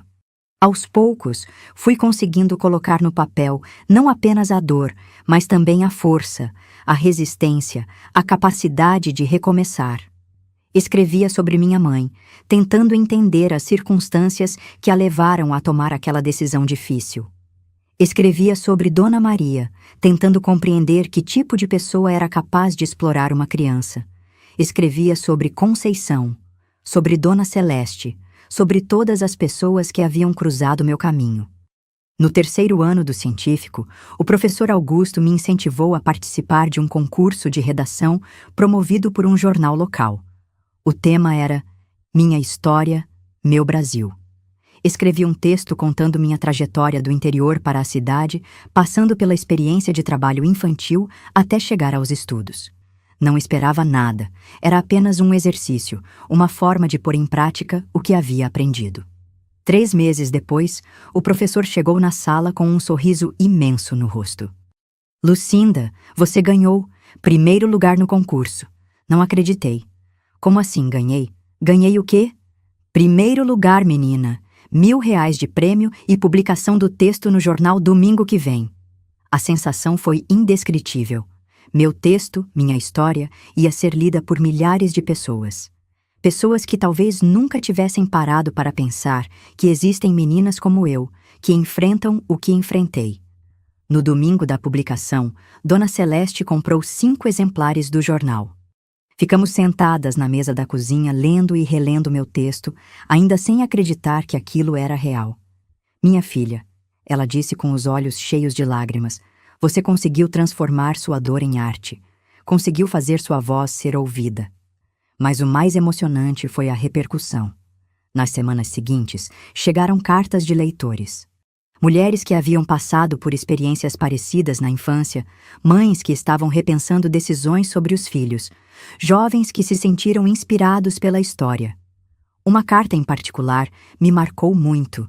Era de uma senhora do interior que escrevia: Querida Lucinda, li sua história no jornal e chorei muito. Há 10 anos mandei minha filha de 12 anos para trabalhar na casa de uma família da cidade, pensando que seria melhor para ela. Depois de ler seu texto, entendi que cometi um erro terrível. Já fui buscar minha filha de volta. Obrigada por me abrir os olhos. Foi aí que entendi o poder da palavra escrita. Minha história havia mudado a vida de uma menina que eu nem conhecia. Havia evitado que ela passasse pelo que passei. Professor Augusto estava certo. Eu tinha algo para contar ao mundo. E agora sabia que queria continuar contando. Queria usar a escrita não apenas para curar minhas próprias feridas, mas para ajudar outras pessoas a entenderem realidades que preferiam ignorar. O dinheiro do prêmio foi uma bênção inesperada. Pela primeira vez na vida, eu tinha uma quantia significativa que era inteiramente minha. Guardei a maior parte para a faculdade, mas separei uma parte para mandar para minha família. Escrevi uma carta longa para minha mãe, contando sobre o prêmio, sobre meus estudos, sobre meus planos para o futuro. E pela primeira vez, tive coragem de contar também sobre as dificuldades que havia enfrentado, sobre como a decisão dela de me mandar para a cidade havia sido mais complicada do que qualquer uma de nós imaginava. A resposta demorou mais de 1 mês para chegar. Quando chegou, era novamente escrita pelo Severino, mas havia alguns parágrafos com a letra trêmula da minha mãe, que havia aprendido a escrever algumas coisas básicas. Minha filha querida, quando li sua carta, chorei tanto que molhei o papel todo. Não sabia que você havia passado por coisas ruins na cidade. Se soubesse, teria ido buscar você de volta na mesma hora. Peço perdão por ter te mandado para longe sem entender direito o que podia acontecer. Mas fico feliz em saber que você conseguiu estudar e se tornar uma moça educada. Sua mãe que te ama e tem muito orgulho de você, Francisca. Chorei tanto lendo aquela carta que Dona Celeste ficou preocupada. Mas eram lágrimas de alívio, de perdão, de compreensão. Finalmente minha mãe e eu havíamos conseguido conversar de verdade sobre o que havia acontecido, sobre as escolhas difíceis que a vida às vezes nos obriga a fazer. E assim, aos 18 anos, terminei o ensino médio com uma clareza que não tinha antes sobre meu futuro. Queria fazer faculdade de letras, queria me tornar professora, queria continuar escrevendo, queria usar minha história para ensinar outras pessoas, para que nenhuma criança precisasse passar pelo que passei. Quando chegou a carta de aprovação no vestibular da Universidade Federal, Dona Celeste e eu comemoramos como se tivéssemos ganhado na loteria. De certa forma, havíamos ganhado. Eu havia conseguido transformar uma infância roubada numa oportunidade de mudança, não apenas para mim, mas para todas as pessoas que minha história pudesse tocar. A faculdade foi uma experiência que jamais imaginei que poderia viver. Entrar naqueles corredores enormes, sentar numa sala de aula ao lado de jovens que vinham de famílias com tradição universitária, ter acesso a uma biblioteca com milhares de livros, tudo aquilo parecia um sonho que eu estava vivendo acordada. Nos primeiros meses, me senti deslocada entre meus colegas. A maioria vinha de escolas particulares, tinha pais com curso superior, falavam de autores e conceitos que eu nunca havia escutado. Mas Dona Celeste sempre me lembrava que eu tinha algo que muitos deles não tinham: experiência de vida real. Minha filha, ela dizia quando eu chegava em casa desanimada, depois de um dia difícil na universidade, você não está lá para competir com ninguém. Está lá para aprender e para ensinar também. Sua história vale tanto quanto a de qualquer um. Foi na disciplina de literatura brasileira que encontrei meu lugar. O professor, Dr. Henrique era um homem culto e sensível, que percebia quando um aluno tinha algo especial para contribuir. Numa aula sobre literatura de testemunho, ele pediu para escrevermos sobre experiências pessoais que poderiam virar literatura. Escrevi sobre minha infância, sobre a casa de Dona Maria, sobre o reencontro com a educação. Quando entreguei o trabalho, estava nervosa, com medo de que minha história fosse considerada inadequada para o ambiente acadêmico. Uma semana depois, o professor me chamou em sua sala. Lucinda, seu trabalho me impressionou muito. Você já pensou em transformar essa experiência numa pesquisa acadêmica? O tema do trabalho infantil doméstico na literatura brasileira contemporânea seria uma contribuição importante para os estudos literários. Uma pesquisa acadêmica? Eu mal estava conseguindo acompanhar as matérias básicas do curso, como podia pensar em algo tão complexo? Professor, eu não sei se tenho capacidade para isso. Tem sim. E mais que capacidade, tem a responsabilidade. Quantas pessoas na academia viveram o que você viveu? Quantas podem falar sobre esse tema com a autoridade de quem conhece por dentro? Essa conversa plantou uma semente na minha cabeça. Comecei a perceber que minha experiência não era apenas um fardo que eu carregava, mas um conhecimento único que podia ser útil para entender questões sociais importantes. Mergulhei nos estudos como nunca antes. Lia sobre sociologia da infância, sobre trabalho doméstico, sobre literatura de testemunho. Descobri que havia muitos pesquisadores estudando essas questões, mas poucos que tinham vivido na pele o que estavam analisando teoricamente. No terceiro ano da faculdade, comecei a participar de congressos acadêmicos, apresentando trabalhos sobre minha pesquisa. Era intimidante no início, ficar na frente de professores doutores falando sobre conceitos complexos. Mas aos poucos fui ganhando confiança, principalmente quando percebi que minha perspectiva trazia algo novo para as discussões. Numa dessas apresentações, conheci a professora doutora Ana Carolina, uma socióloga que estudava trabalho infantil. Ela ficou muito interessada no meu enfoque e me convidou para participar de uma pesquisa que estava coordenando. Lucinda, sua experiência pessoal combinada com seu preparo acadêmico pode ajudar muito nossa pesquisa. Você toparia fazer entrevistas com outras mulheres que passaram por situações parecidas? Era exatamente o que eu queria fazer. Usar minha história para entender melhor a história de outras pessoas, para dar voz a quem normalmente não é escutado. Durante 2 anos, viajei por várias cidades do interior, fazendo entrevistas com mulheres que haviam sido trabalhadoras domésticas ainda crianças. Cada conversa era como olhar num espelho do passado. Cada história me mostrava que minha experiência não havia sido única, mas parte de um padrão social que precisava ser reconhecido e combatido. Conheci Maria, que aos 11 anos foi levada para São Paulo para trabalhar numa família rica, e só conseguiu sair de lá aos 30, sem saber ler nem escrever. Conheci Joana, que fugiu da casa onde trabalhava aos 15 anos e viveu na rua até conseguir ajuda de uma organização social. Conheci Rosa, que conseguiu estudar e virar professora, mas ainda carregava traumas profundos da época em que foi tratada como empregada criança.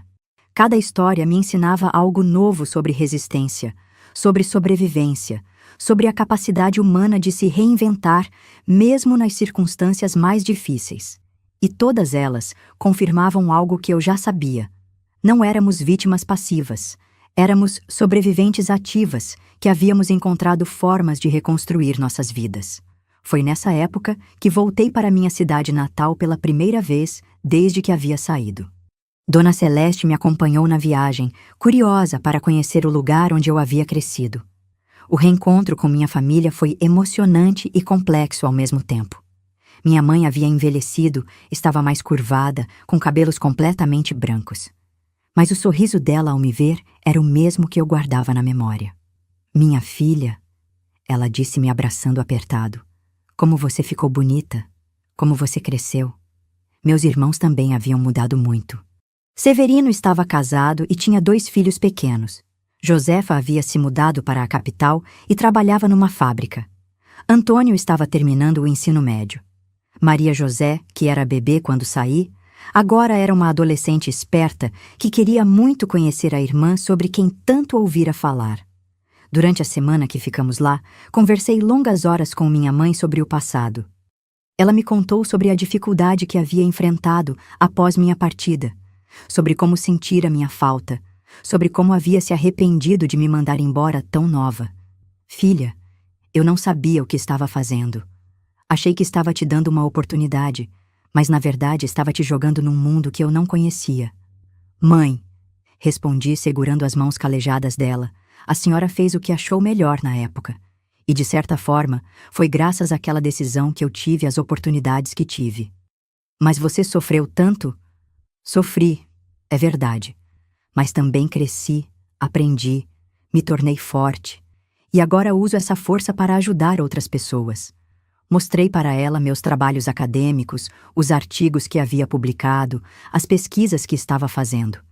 Ela folheava os papéis sem entender muito bem o que estava escrito, mas com um orgulho imenso nos olhos. Minha filha virou doutora, ela dizia para todo mundo que aparecia. Estuda na universidade, escreve em livro. Não era bem assim. Eu ainda estava fazendo graduação, mas para ela, qualquer pessoa que estudava em universidade era doutora. E eu não tive coragem de corrigir, porque entendia que aquele orgulho era uma forma dela se perdoar pelo que havia acontecido. No último dia da viagem, fomos juntas ao cemitério onde meu pai estava enterrado. Ele havia morrido alguns anos antes, de problemas no coração. Minha mãe pôs flores no túmulo e ficou alguns minutos em silêncio. Olha só, Zé, ela falou para a lápide como se ele pudesse ouvir. Nossa menina voltou. Virou gente importante, estudiosa. Se você tivesse ficado, teria muito orgulho dela. Era a primeira vez que ouvia minha mãe falar do meu pai sem amargura, apenas com a tristeza de quem lembra de algo que podia ter sido diferente. Na volta para Belo Horizonte, Dona Celeste e eu conversamos sobre a viagem. Como você se sentiu revendo tudo isso? Ela perguntou. Aliviada, respondi depois de pensar um pouco. Aliviada por ter conseguido perdoar, por ter entendido que todos fizemos o melhor que podíamos nas circunstâncias que tínhamos. Nos meus últimos meses de faculdade, comecei a escrever minha monografia de conclusão de curso. O tema era Narrativas de Resistência, Trabalho Infantil Doméstico na Literatura Contemporânea Brasileira. Era uma forma acadêmica de contar não apenas minha história, mas a história de todas as meninas que conheci pelo caminho. Dona Celeste, que já estava com mais de 70 anos, insistiu em ler todos os rascunhos da monografia, mesmo não entendendo todos os conceitos teóricos. Minha filha, ela dizia folheando as páginas, você conseguiu transformar dor em conhecimento. Conseguiu fazer sua experiência virar ferramenta para ajudar outras pessoas. Na defesa da monografia, convidei Dona Celeste para assistir. Ela se arrumou com suas melhores roupas e sentou na primeira fila, com um sorriso orgulhoso no rosto durante toda a minha apresentação. Quando terminei de falar e a banca me aprovou com nota máxima, ela foi a primeira a se levantar e aplaudir. Ali, naquele momento, entendi que não estava apenas me formando na faculdade. Estava completando um ciclo de transformação que havia começado muitos anos antes, quando uma menina assustada desceu de um ônibus numa cidade desconhecida. Agora, aos 22 anos, eu não era mais aquela criança perdida. Era uma mulher educada, consciente de sua história, pronta para usar seus conhecimentos para fazer a diferença no mundo.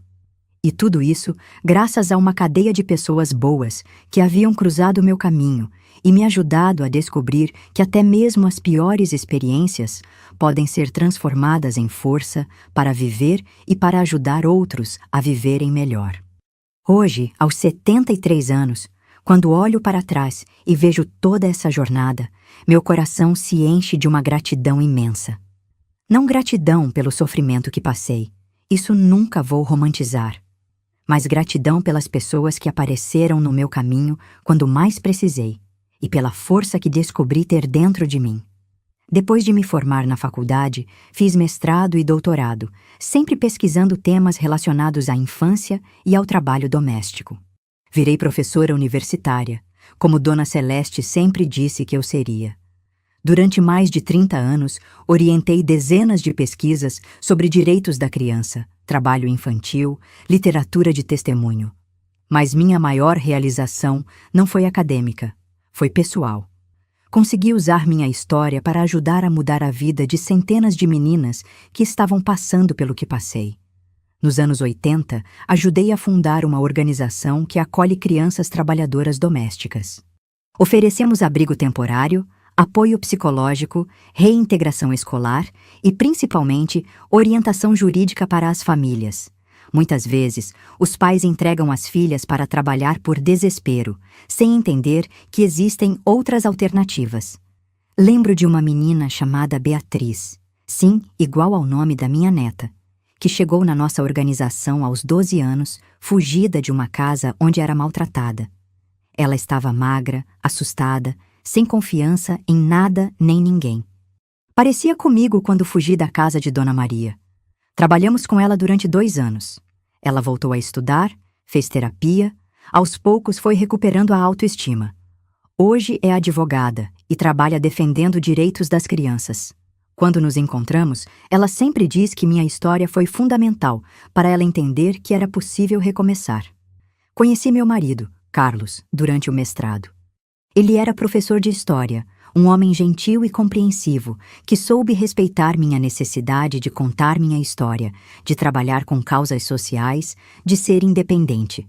Não foi um daqueles homens que querem salvar a mulher com passado difícil.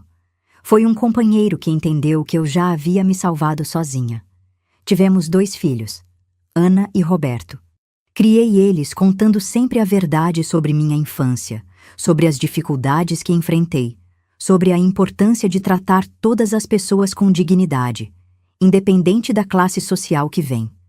Ana se tornou assistente social e trabalha com famílias em situação de vulnerabilidade. Roberto virou jornalista e sempre escreve matérias sobre questões sociais. Os 2 herdaram essa consciência de que quem teve oportunidades tem responsabilidade de ajudar quem ainda não teve. Dona Celeste viveu até os 86 anos.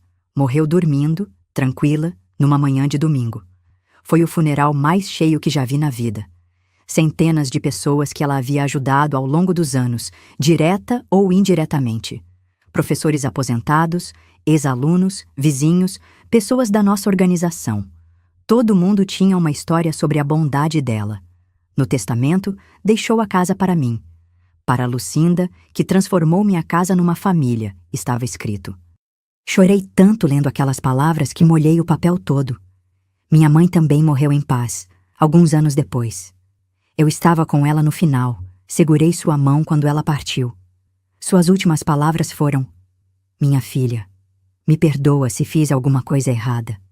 Eu te amava tanto que às vezes não sabia como amar direito.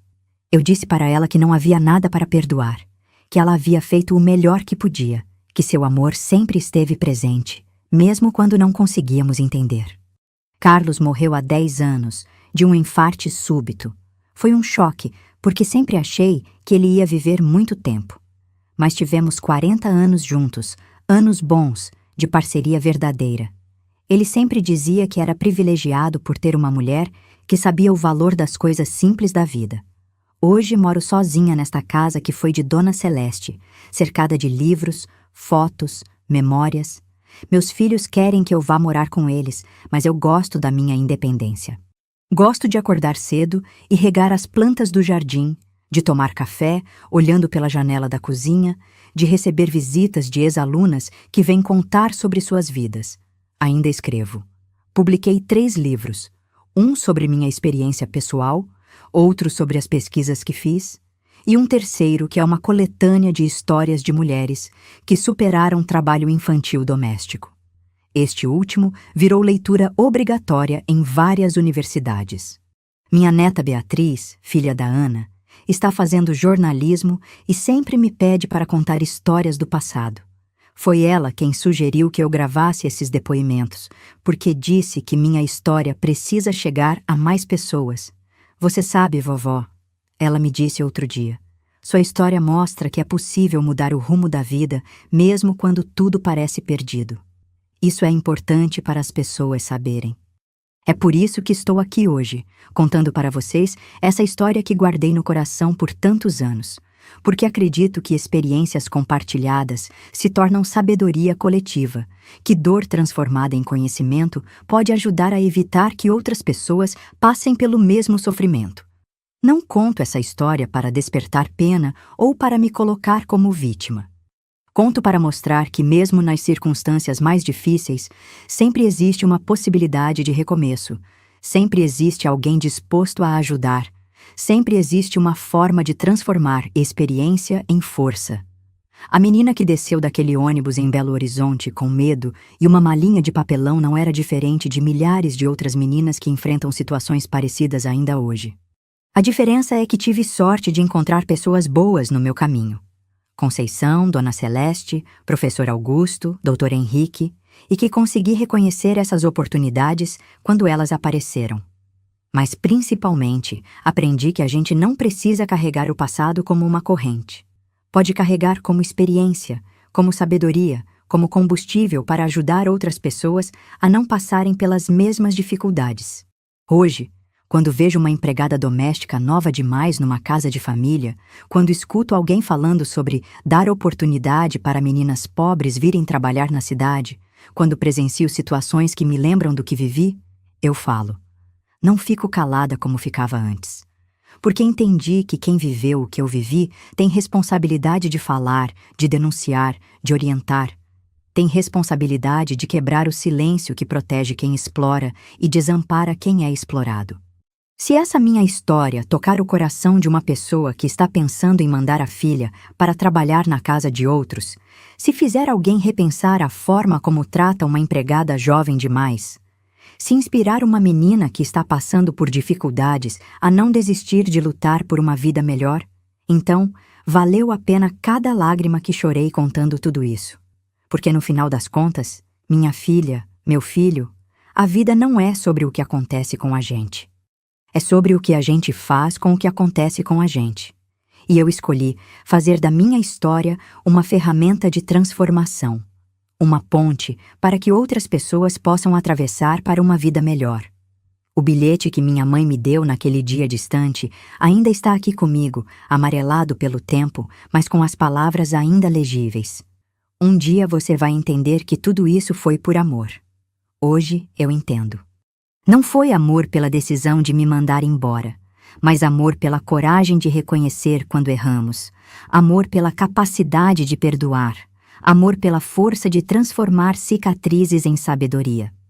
E é esse amor, por mim mesma, pela minha história, pelas pessoas que me ajudaram, pelas pessoas que ainda posso ajudar, que me faz continuar contando essa história, acreditando que cada vida pode ser reconstruída, que cada final pode ser reescrito, que cada criança merece a chance de ser criança antes de ser obrigada a virar adulta. Muito obrigada por me escutarem. Muito obrigada por me darem a oportunidade de transformar memória em esperança. E lembrem-se sempre, não importa de onde vocês vêm, importa para onde estão indo.